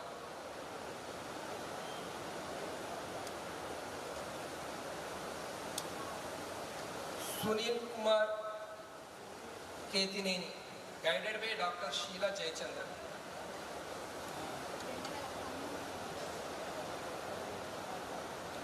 Swan Gopudi, guided by Dr. Sheila Jayachandran.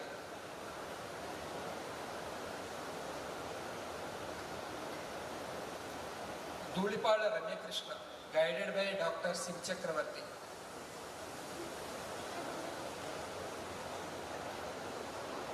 S. Tangam, guided by Dr. Sim Chakravarti.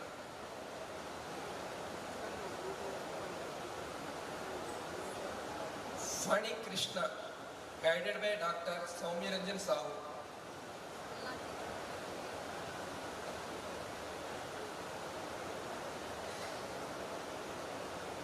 Nagaraju Pacharla, guided by Dr. Srinivas Reddy Konda. Sheikh Tahsin Taj, guided by Dr. Sudhakar Ilango.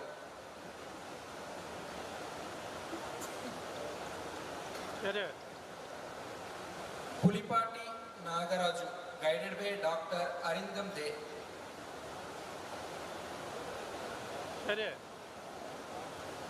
Venkata Ramarao, guided by Dr. Anupama Namburu.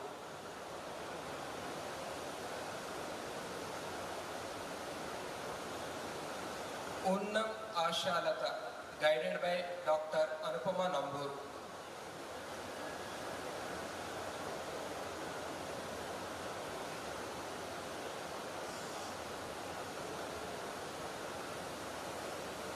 Mulham Belal, guided by Dr. Divyamina Sundaram.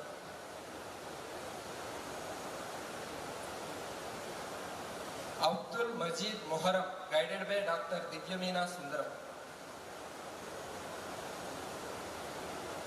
John Wesley Chapidi, guided by Dr. Divyamina Sundaram.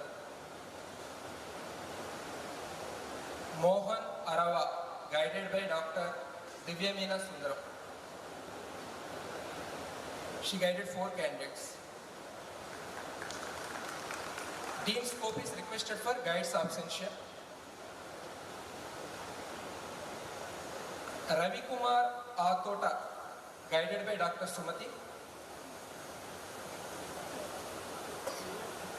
Kannaya Chattu, guided by Dr. Sumati.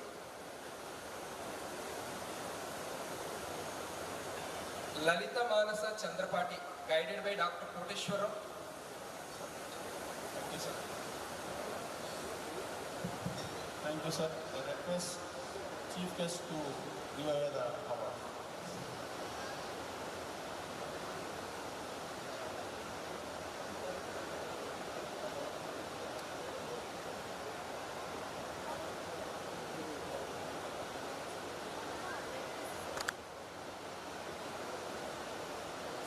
Tumal Purnima, guided by Dr. Koteshwaram.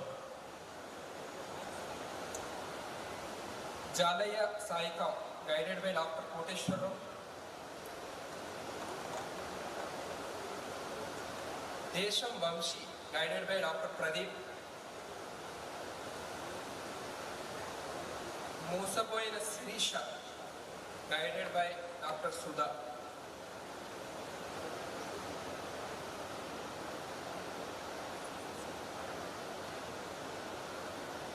Rupa Tirumala Setti, guided by Dr. Sunil Kumar Singh.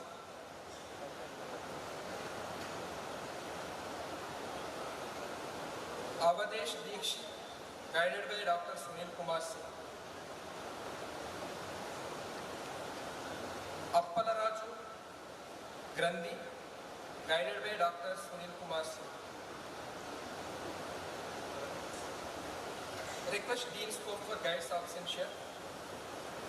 Ahmad Abu Bakar, guided by Dr. Sirajuddin.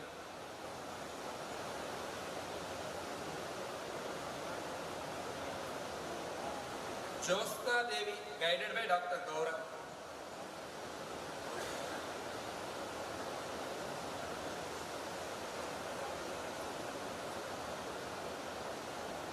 Paluri Krishnaveni, guided by Dr. Ashish Gupta.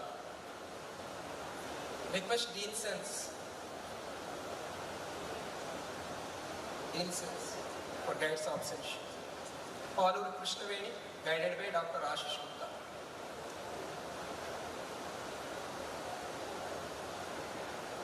Sudhir Kumar Sa, guided by Dr. Anup Kumar Mishra.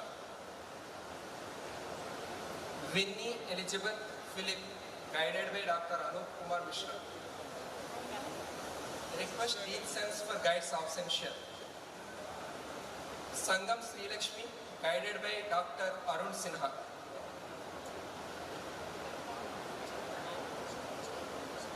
Tankal Hemalata,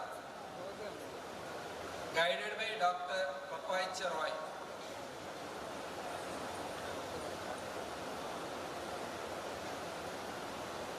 Vanita Rani Rentapalli, guided by Dr. Papaicha Roy. Sivaramakrishna Gorla, guided by Dr. Chandan Kumar Pandey.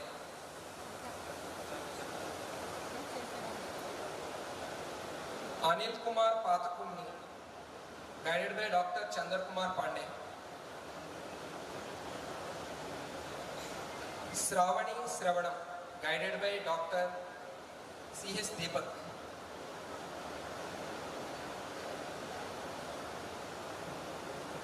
Bhaskara Rao, guided by Gurumurthy Kommanapalli.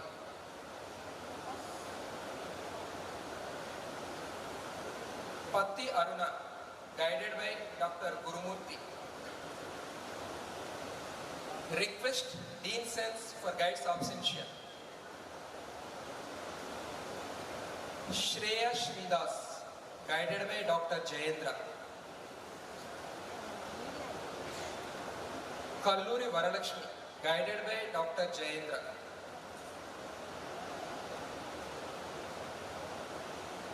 Anusha, guided by Dr. Vikas Vishnu.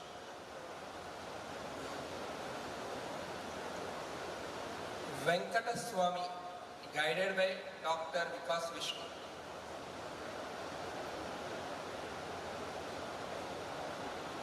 Gandham Vinod, guided by Dr. Vikas Vishnu.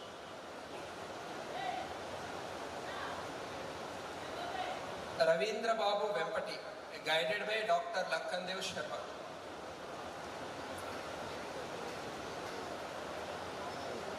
Sahib Gao, guided by Dr. Lakhandev Sharma.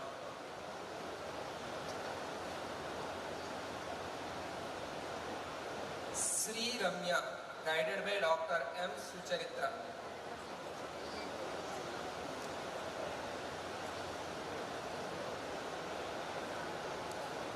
Naga Sureka, guided by Dr. Neha Gupta.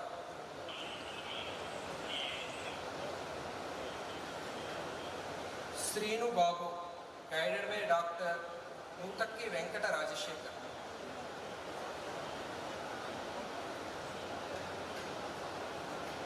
Jay Kumar, guided by Dr. Samin Petakrishna. Request Dean Sense for guides absentia.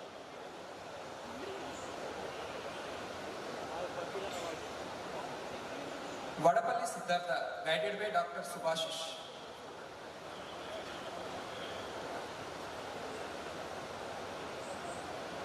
Surabhi Bagherwal, guided by Dr. Subhashish.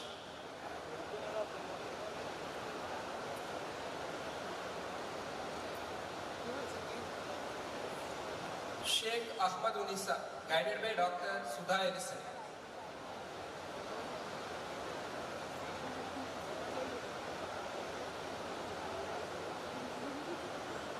Lucky Reddy Gopal Reddy, guided by Dr. Sudha Ellison.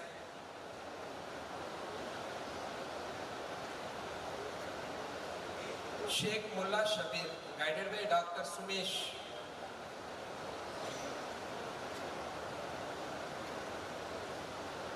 Kankanala Kavita, guided by Dr. Sushila Vappangi.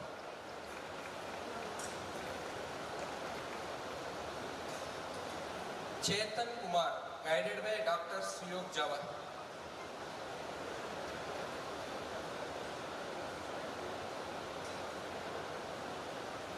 Rupendra Singh Tanwar, guided by Dr. Suyog Jawar.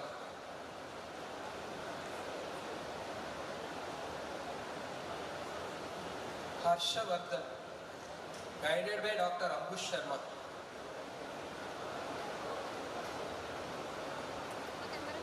Sai Chand, guided by Dr. Ambush Sharma.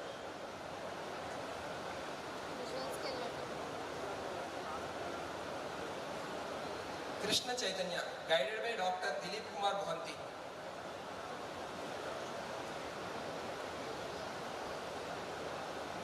Sri Ram Murthy, guided by Dr. Rama Srikant.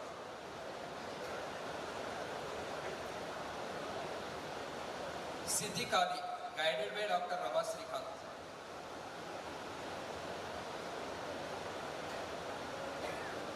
Sridhar, guided by Dr. Rama Srikant.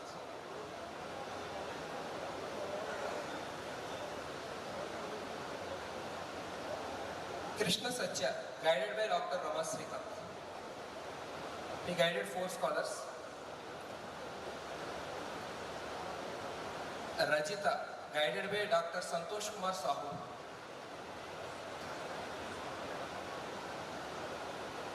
Siva Nagaraju, guided by Dr. Ravindra.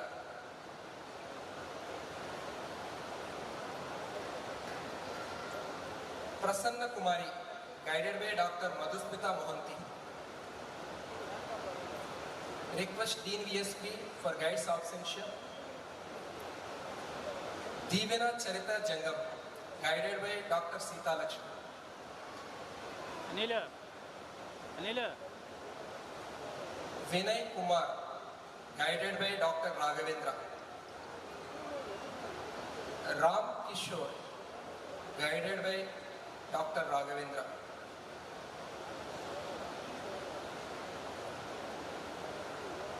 Anita Bhimavarapu, guided by Dr.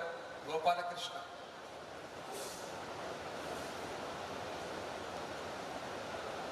Rupal Malik, guided by Dr. Banerjee Chakka.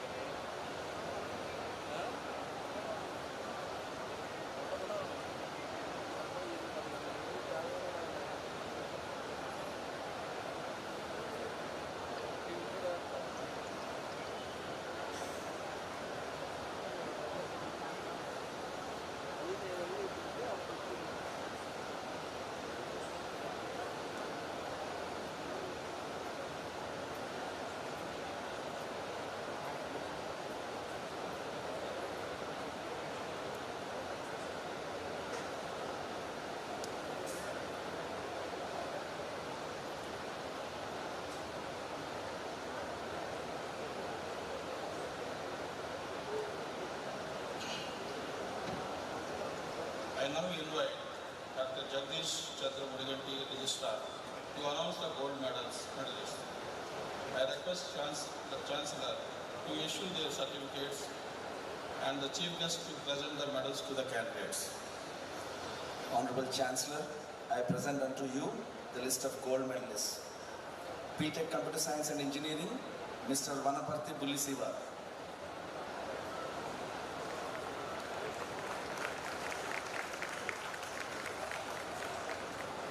B.Tech Computer Science and Engineering with specializations in Artificial Intelligence and Machine Learning, Mr. K. Sai Chandan. B.Tech Computer Science and Business Systems, Mr. A. Niranjana Srinivasu.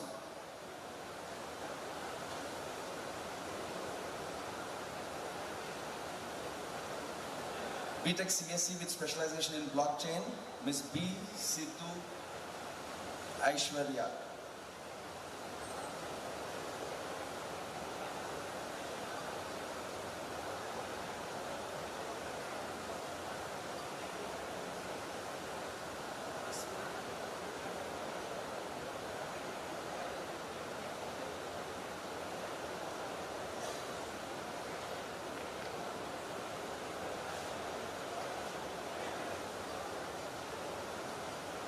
B.Tech CSC with specialization in cyber security, Mr. Krishna Sinha.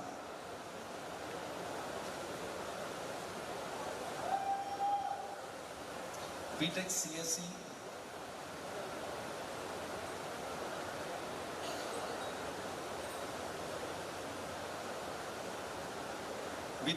with specialization in data analytics, Ms. V. Manasa.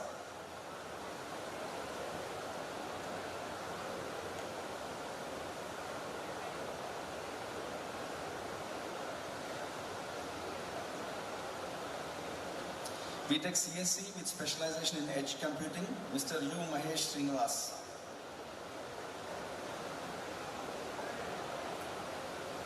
B.Tech CSC with specialization in software engineering, Ms. Litanshi Dar.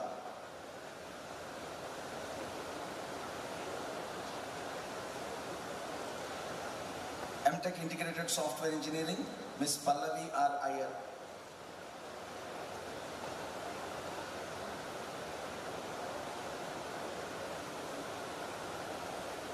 MTech VLSI Design, Ms. Sharmila Saha.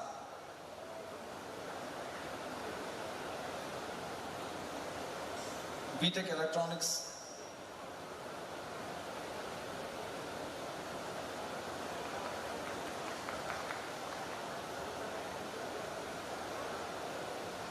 BTech Electronics and Communication Engineering, Mr. K. Sai Pavan.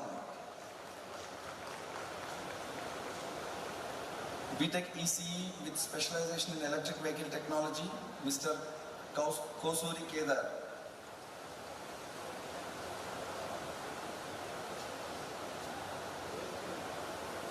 BTech ECE with specialization in embedded systems, Mr. N. Narsimha.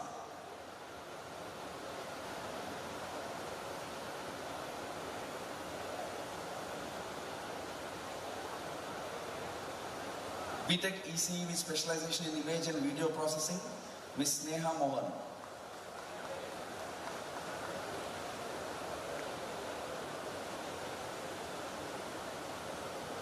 BTech ECE with specialization in Internet of Things, Ms. S. Jahnavi.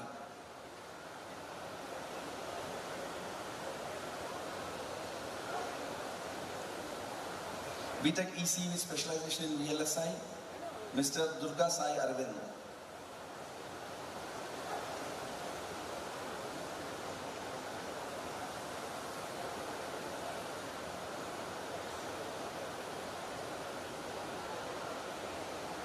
Just one moment. All the scholars are requested not to leave the hall.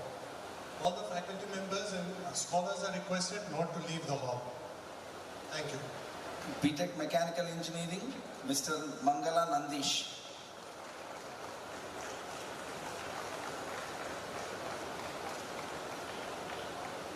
BTech Mechanical Engineering with specialization in automotive design, Mr. Aditya Narayanan.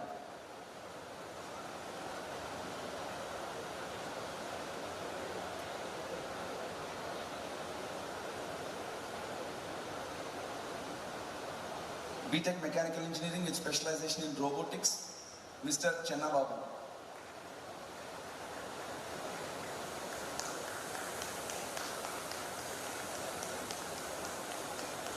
MSc Chemistry, Ms. N. Meghana.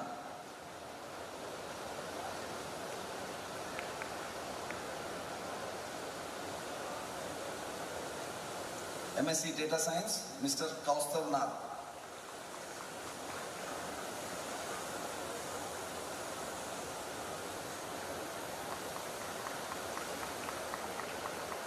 BSc Data Science,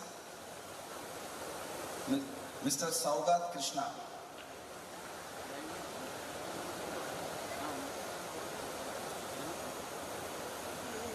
Bachelor of Business Administration, Mr. Aditya Praneeth.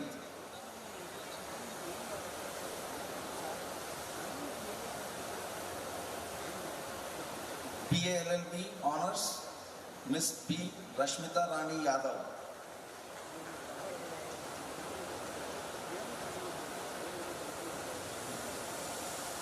BBA LLB Honors, Ms. Tehseen Afreen.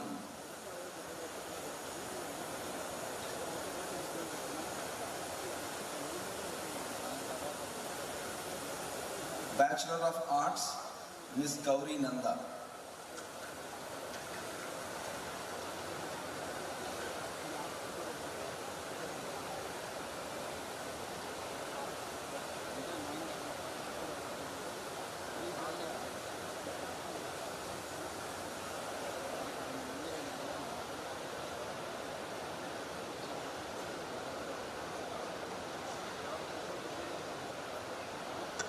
Hello, thank you everyone. I'll give a quick word of instruction. So for people who are leaving, please kindly stay seated at your respective places. This is a group achievement and please continue the applause for the stellar achievements of our students. I now invite deans of various schools to declare the graduates list.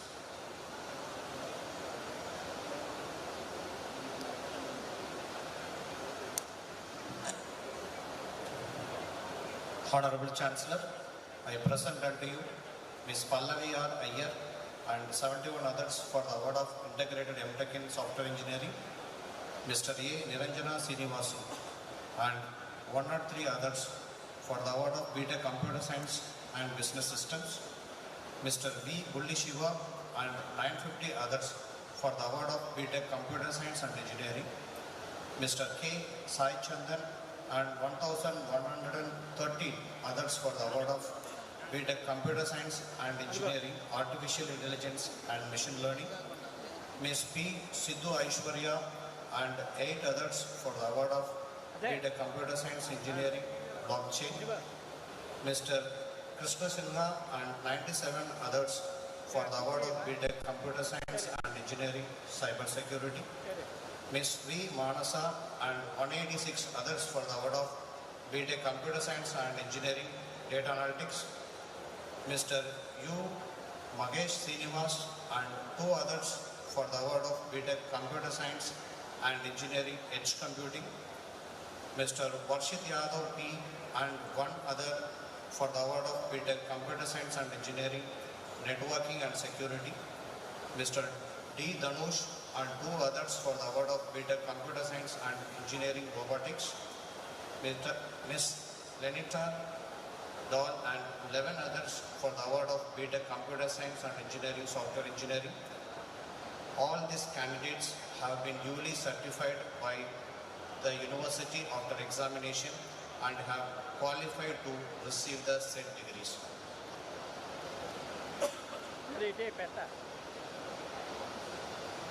The certificates will be given by the guest of honor.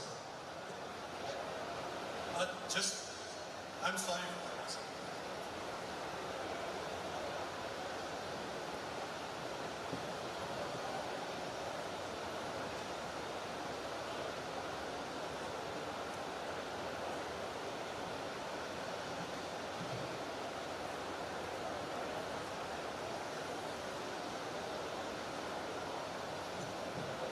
Honorable Chancellor, I present unto you Ms. Sharmila Saha and 14 others for the award of MTech VLSI Design, Mr. K. Sai Pawan and 157 others for the award of BTech Electronics and Communication Engineering, Mr. K. Kadar and 1 other for the award of BTech Electronics and Communication Engineering and Electric Vehicle Technology, Mr. N. Narasimha and 4 others for the award of BTech Electronics and Communications Engineering Embedded Systems, Ms. Sneha S. Mohan and 3 others for the award of BTech Electronics and Communication Engineering Image and Video Processing, Ms. S.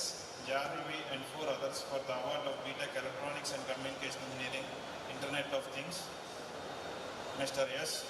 Sri Venkatadurga Sai Arvind and 35 others for the award of BTech Electronics and Communication Engineering in VLSI.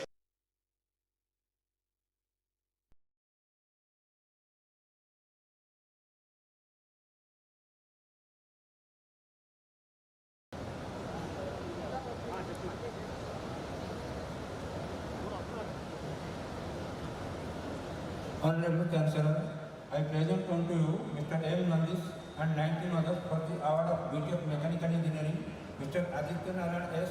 and 14 others for the award of BT of Mechanical Engineering Automotive Design, Ms. K. Jasmine Chardisa and 3 others for the award of BT of Mechanical Engineering Digital Manufacturing, Mr. D. Janagaru and 3 others for the award of BT of Mechanical Engineering Robotics. All these candidates have been duly certified by the university after examination and have qualified to receive the said degrees.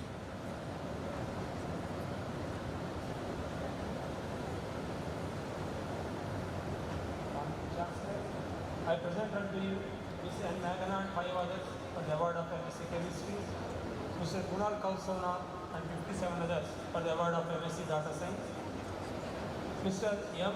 Saugat Krishna and 21 others for the award of BSc Data Science. All these candidates have been duly certified by the university after examination and have qualified to receive the said degrees.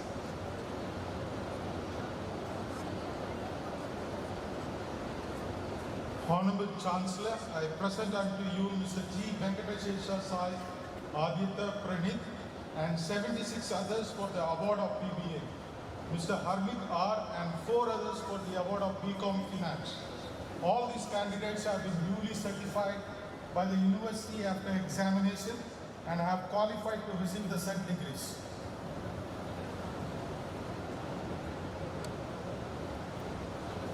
Honorable Chancellor, I present unto you Miss D. Rashmita Rani Yadav and 12 others for the award of the ELLB Honors, Miss Tehseen Afreen and 13 others for the award of BBLLB Honors.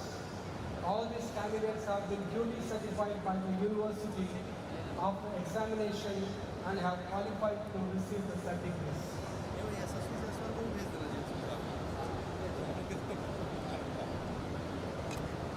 Honorable Chancellor, I present unto you Miss Gaurinanda MS and 14 others for the award of Bachelor of Arts. All these candidates have been duly certified by the university after examination and have qualified to receive the same degrees.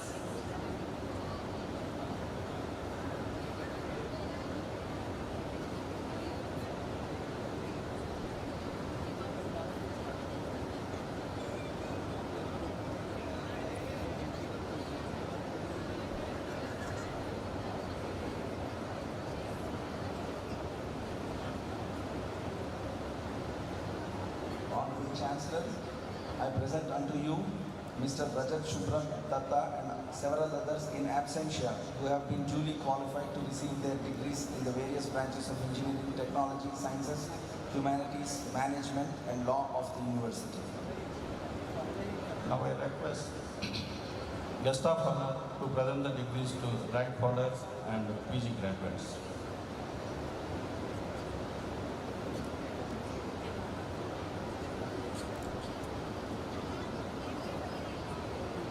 For the rest of the rank holders, from School of Computer Science and Engineering, B.Tech Computer Science and Engineering, T. Vaishnavi with 2nd rank, Nagar Sai Saket, 4th rank,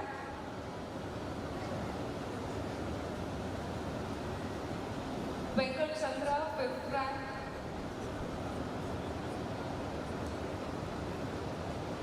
may we have a huge round of applause for these stellar achievements.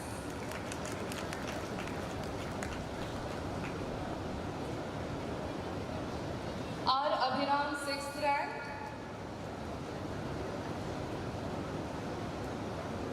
P.S. Mahalakshmi Sai Srija, 7th rank.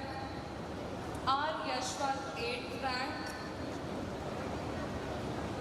A. Dilipya, 9th rank. T.V. Naga Aditya, 10th rank. China Fit and Rishita, 10th rank.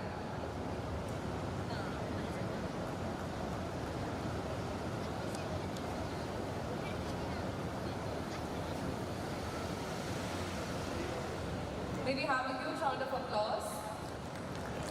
With B.Tech Computer Science and Engineering, Artificial Intelligence and Machine Learning, Mohammad Abid Ahmad.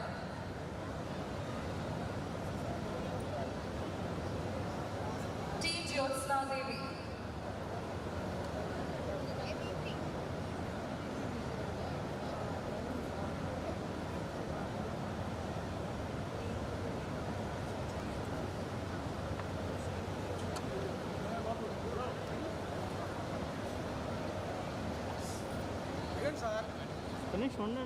Can we keep the applause going? Mohammad Abid Ahmad. T. Jyotsna Devi.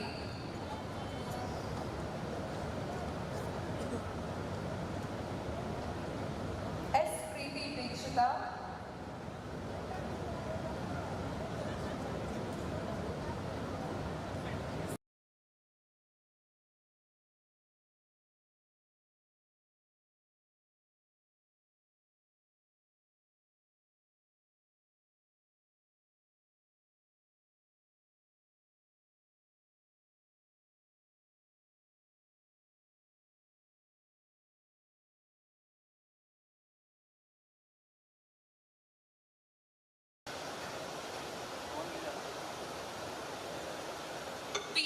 Varun Kumar,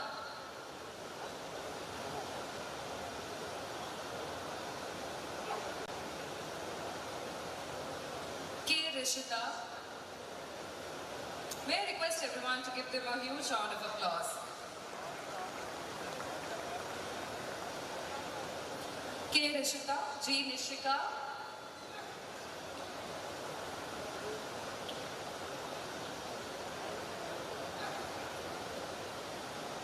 U. Pavan Kalyan,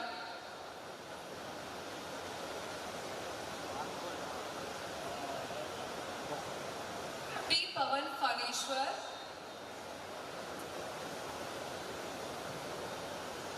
and Y. Rohit.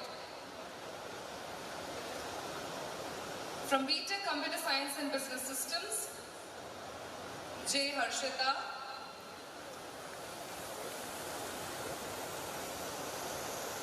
V. Sai Teja, K. Anil Kumar Reddy,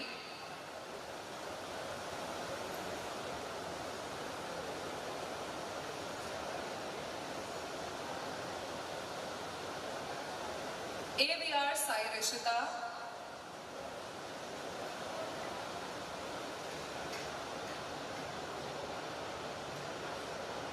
N. Maruti Venkat Reddy,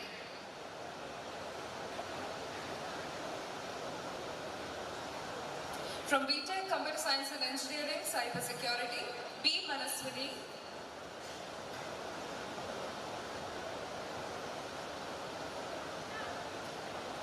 P. Dilli Prasad,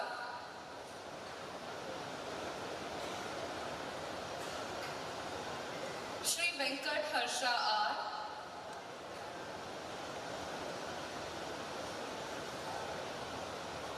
M. Lakshmi Likhita,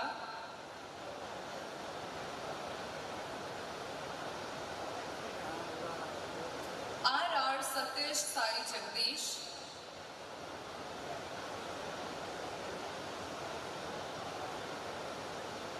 S. Abhiram,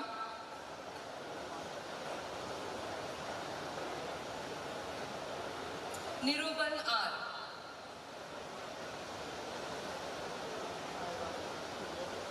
from VIT-AP Computer Science and Engineering, Data Analytics, K. Akanksha, Shravan Kumar,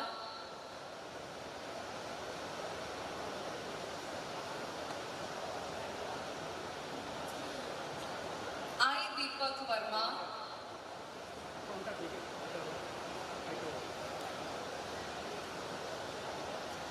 T. Karthika,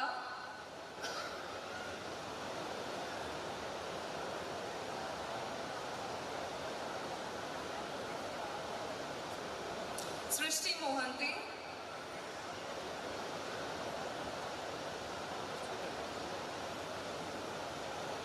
Shah Hriday Abhilash,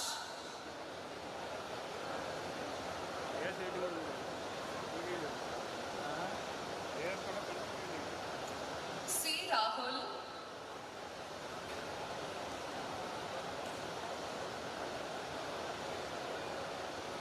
S. Sudarshan Kumar,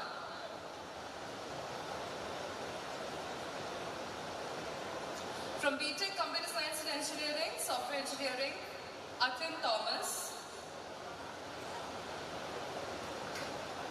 Omkar Sanjay Narkar,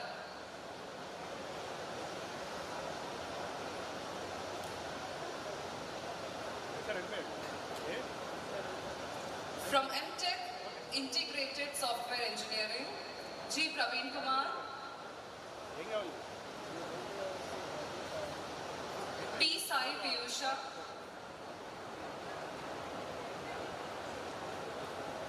P. Rohit,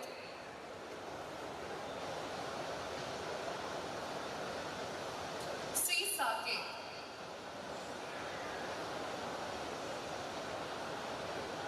School of Electronics Engineering, MTech, VLSI Design, UV Vamsi Krishna, Durgesh Ishwar D,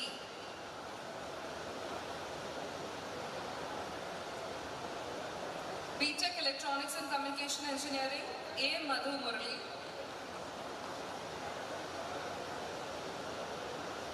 Mohammad Shabana, M. Srish Lekha, G. Vijayalakshmi, A. Kusuma, K. Manisha, D. Shailaja, A. Devi Prasanna, Sheikh Hena Yasmin.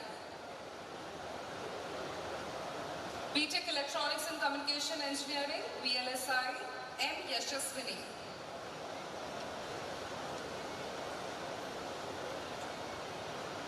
School of Mechanical Engineering, BTech Mechanical Engineering, Chiranjeevi Pradeep.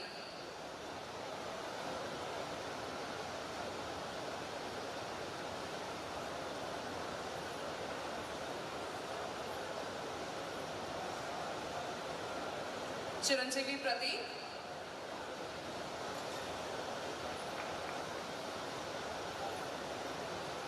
Venkat Sai Aditya.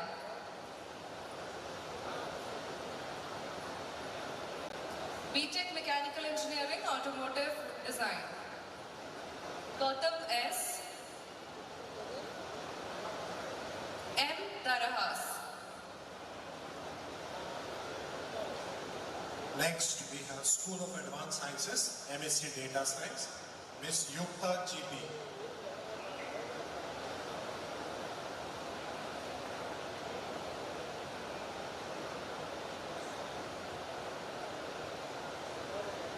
Ms. Riha Jia.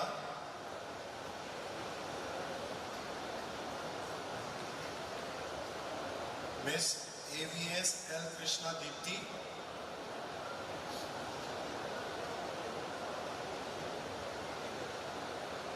Mr. Himanshu Kumar Singh. Next, we have BSc Data Science, Ms. Amina.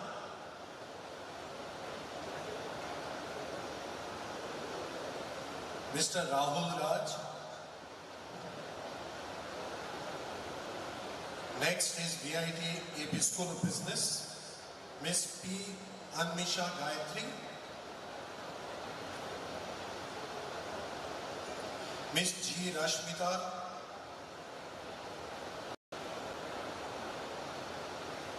Ms. M. Sri Pravalika. Ms. P. Sri Naga Akshaya.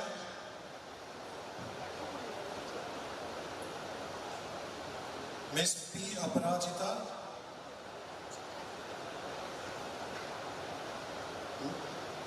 Mr. S. Venkata Harshit. And next we have VIT-AP School of Law, BA LLB Honours, Mr. Sunavo Ray Chaudhary. Next we have BBA LLB Honours, Ms. M. Kavya.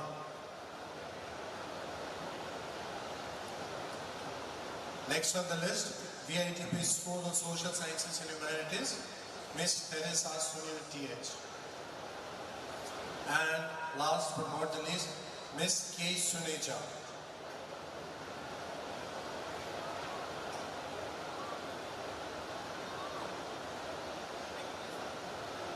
Next we have MTech VLSI, Belamakonda, Mr. Belamakonda, Mr. V. Achyut, Mr. Sudhir Prajapati, Mr. Jinesh Raval,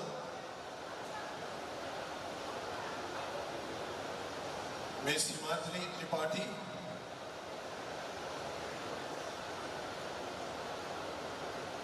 Mr. Madhukiran S.G.,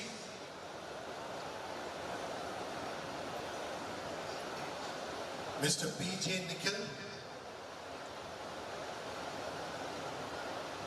Mr. Hitesh Reddy,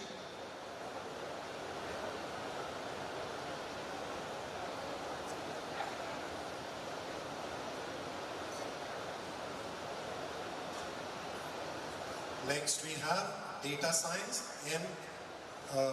Vashidhar, M. Vashidhar, Vansi Vashidhar.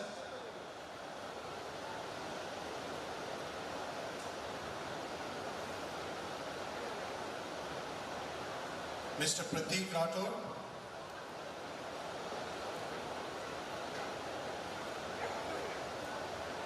Ms. C.H. N.L. Khyatishri,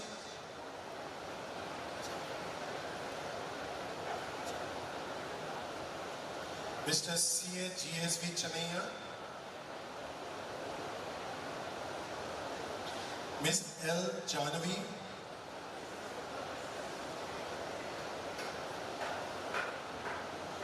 Ms. L. Lakshmi Supriya,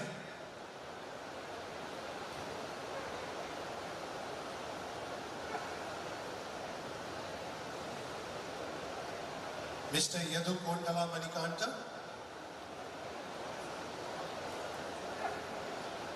Ms. Sankirtana,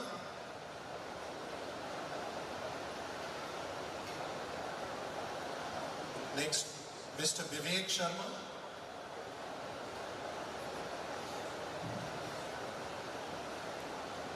Ms. Supraja R, Ms. Supraja R,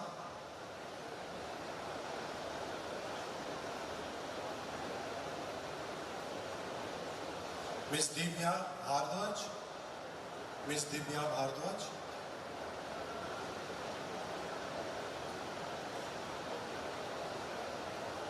Mr. Tanmay Mane,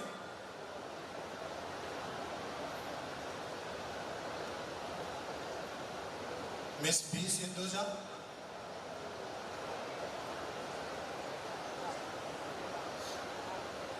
Ms. Raja Sarak Kavitaben, Ms. Vaishnavi R, Mr. Bhaskar Gupta,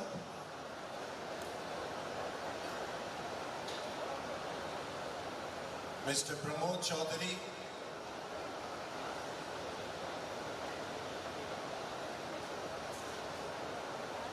Ms. Sri Lakshmi S,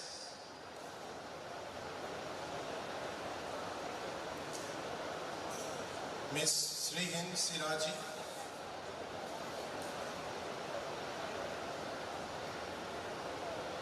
Ms. Sneha M, Ms. Dijisha P, Ms. Dijisha P, Mr. T. Kiran Aditya,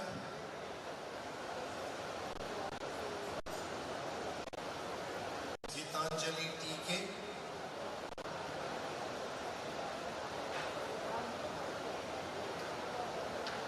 Ms. Niharika M,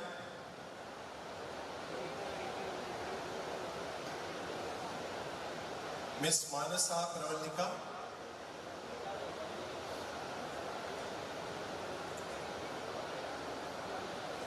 Mr. Saurabh Varla,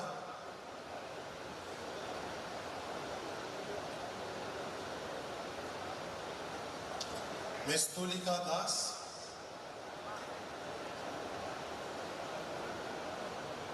Mr. Abhishek Basan,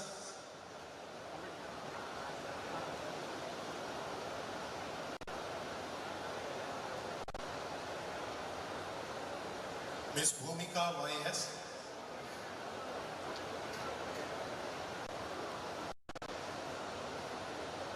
Mr. Sachin Bimal Mishra,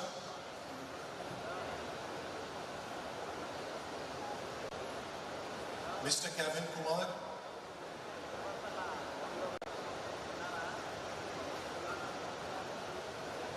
Ms. B. Lakshmi Priya,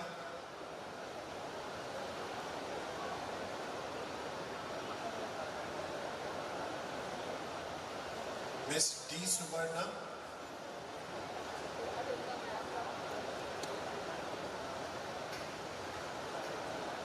Ms. Chitrita Maha,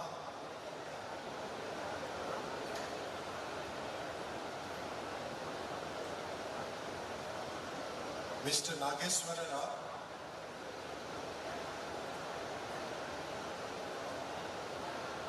Miss Lakshmi Manasa,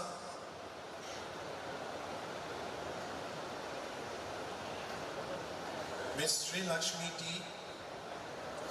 All graduates should be seated. Don't stand. Mr. Aditya Anthony Thomas,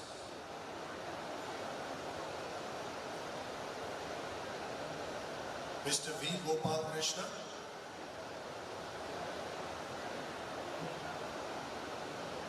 Miss Bhuma Supriya,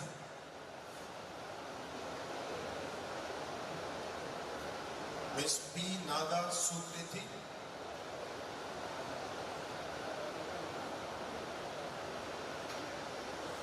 Miss D. Mona. Next is MSc Chemistry, Miss Sneha Sanjay,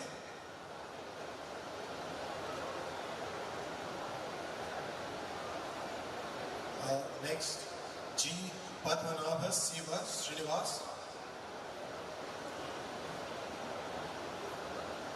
Miss Aditi,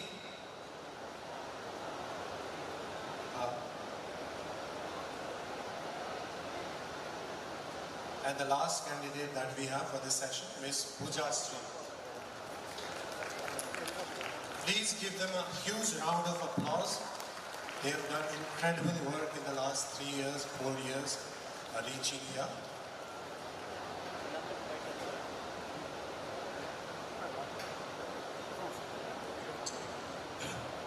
I call upon the graduates to stand up and take the pledge. And I request the Honorable Chancellor to administer the pledge. All graduates should be rise for pledge.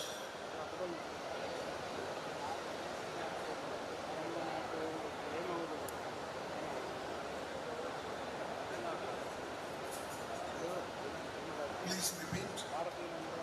We shall, in thought, you have to repeat. We shall, in thought, word and deed, ever endeavor to be scrupulously honest in the discharge of our duties in our profession, and shall uphold the dignity and integrity of our profession and the honor of our university. We shall uphold and advance social order and the well-being of our fellow members, and shall devote all our energy to promote unity, integrity, and secular ideals of our country.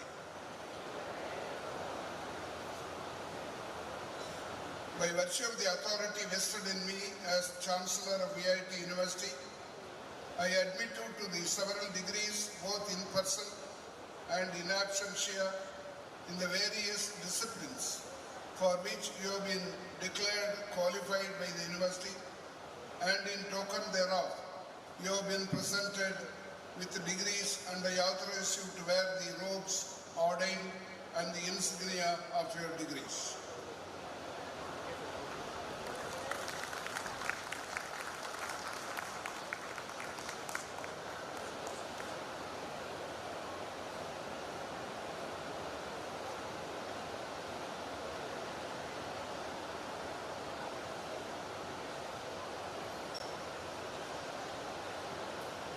Graduates, please seated.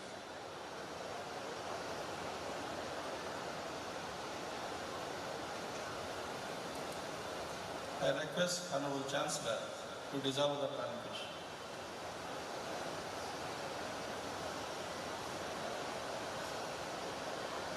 I hereby dissolve the annual convocation of VIT-AP University.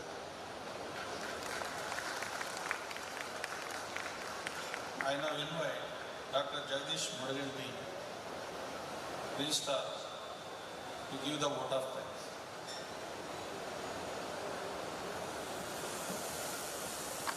A very good afternoon to the distinguished guests, faculty, staff, graduates and parents. It gives me immense pleasure in offering the vote of thanks to this august gathering. Born in an agricultural family in a small village of Krishna district and rising to the highest office of the judiciary, former Chief Justice of India, Honorable Shri Justice N.V. Ramana, is an inspiration to many in the country.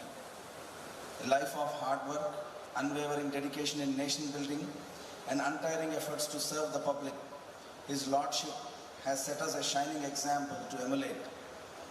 Sir, your inspiring address and the blessings will help our graduates to excel in their chosen fields. Thank you so much for accepting our invitation and making this day even more special with your gracious presence on our campus. Thank you very much, sir. We would also like to thank the officials from High Court, District Administration and Police for their help in hosting His Lordship. No words to express our deep sense of gratitude to Sri Rajiv Verma, Senior Director, Samsung Electronics, for accepting our invitation beside his busy schedule. Your experience in building technological solutions and managing large work groups is a true inspiration and guiding light for our graduates. Thank you very much for gracing the occasion, sir. Eminent educationist and champion of higher education in India, our Honorable Chancellor is the person we all look up to for strength and motivation. The graduates assembled here have a mandate to fulfill, the dream of our Honorable Chancellor, which is to bring higher education to every individual in the country, thereby achieving economic development and eradicating social inequalities. Thank you, sir, for bestowing the degrees upon our students and enabling them to serve the humanity. Thank you, sir. We would like to express our heartfelt thanks to our Vice Presidents, Sri Shankar Vishwanathan, Dr. Shekhar Vishwanathan and Dr. G.V. Selvam, sirs, for being the driving force of our phenomenal growth. Thank you, sirs. We would like to thank our Honorable Vice Chancellor, Dr. S.V. Kota Reddy, for leading us to this momentous occasion and providing unconditional support to faculty, staff and students to reach greater goals. Thank you, sir. We would like to thank Sri Lakshmi Narayan Garu, IAS, and Sri N. Veeranarayan Garu and other judicial officers of AP for gracing the occasion. Thank you very much. We would like to thank all deans, directors, deputy director, student welfare, controller of examinations, academics and research office, student record section for their meticulous preparations in the success of this ceremony. We like to thank all members of the Board of Management and members of all statutory bodies of the university. A very special thanks to all supporting departments and their staff, convocation committees and coordinators for their untiring efforts in the background which made this ceremony possible. A special thanks to all our faculty members who groomed and nurtured the bright young people in front of us. We like to thank from the bottom of our hearts the estate's purchase and housekeeping teams for fighting against the recent storm and working day and night to bring us this venue. Congratulations and a big thanks to all the graduates and parents for joining us on this happy occasion. Last but not the least, we thank all the members of press and media who gathered here for covering the ceremony. Thank you one and all.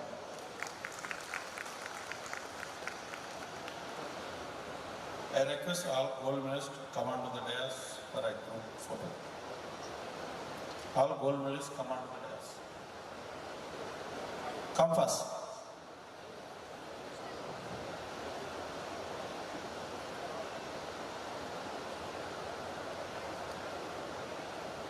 Move first.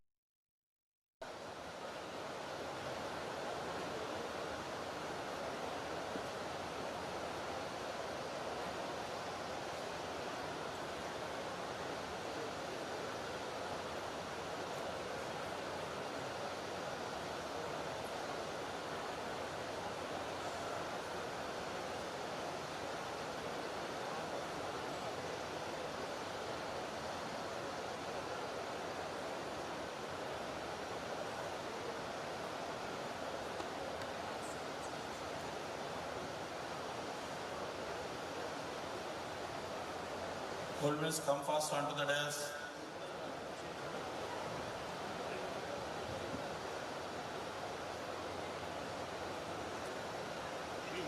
You move fast.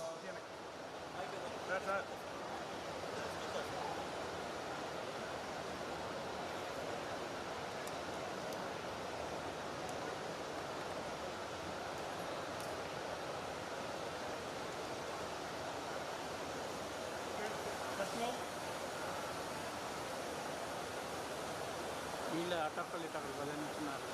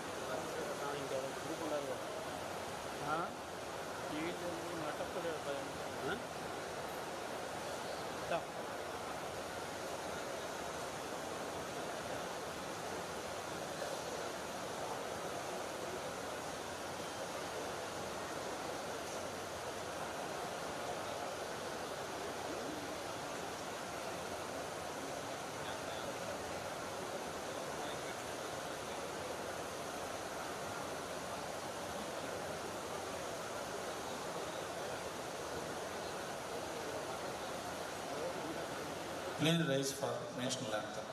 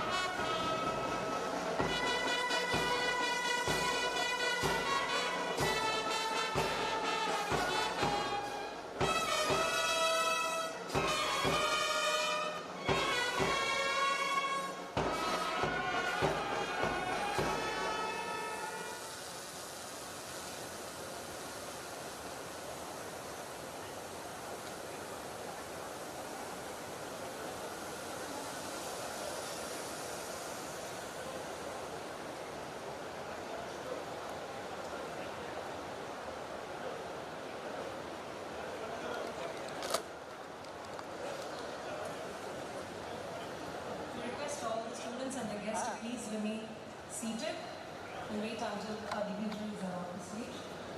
Our next session starts at 2 o'clock.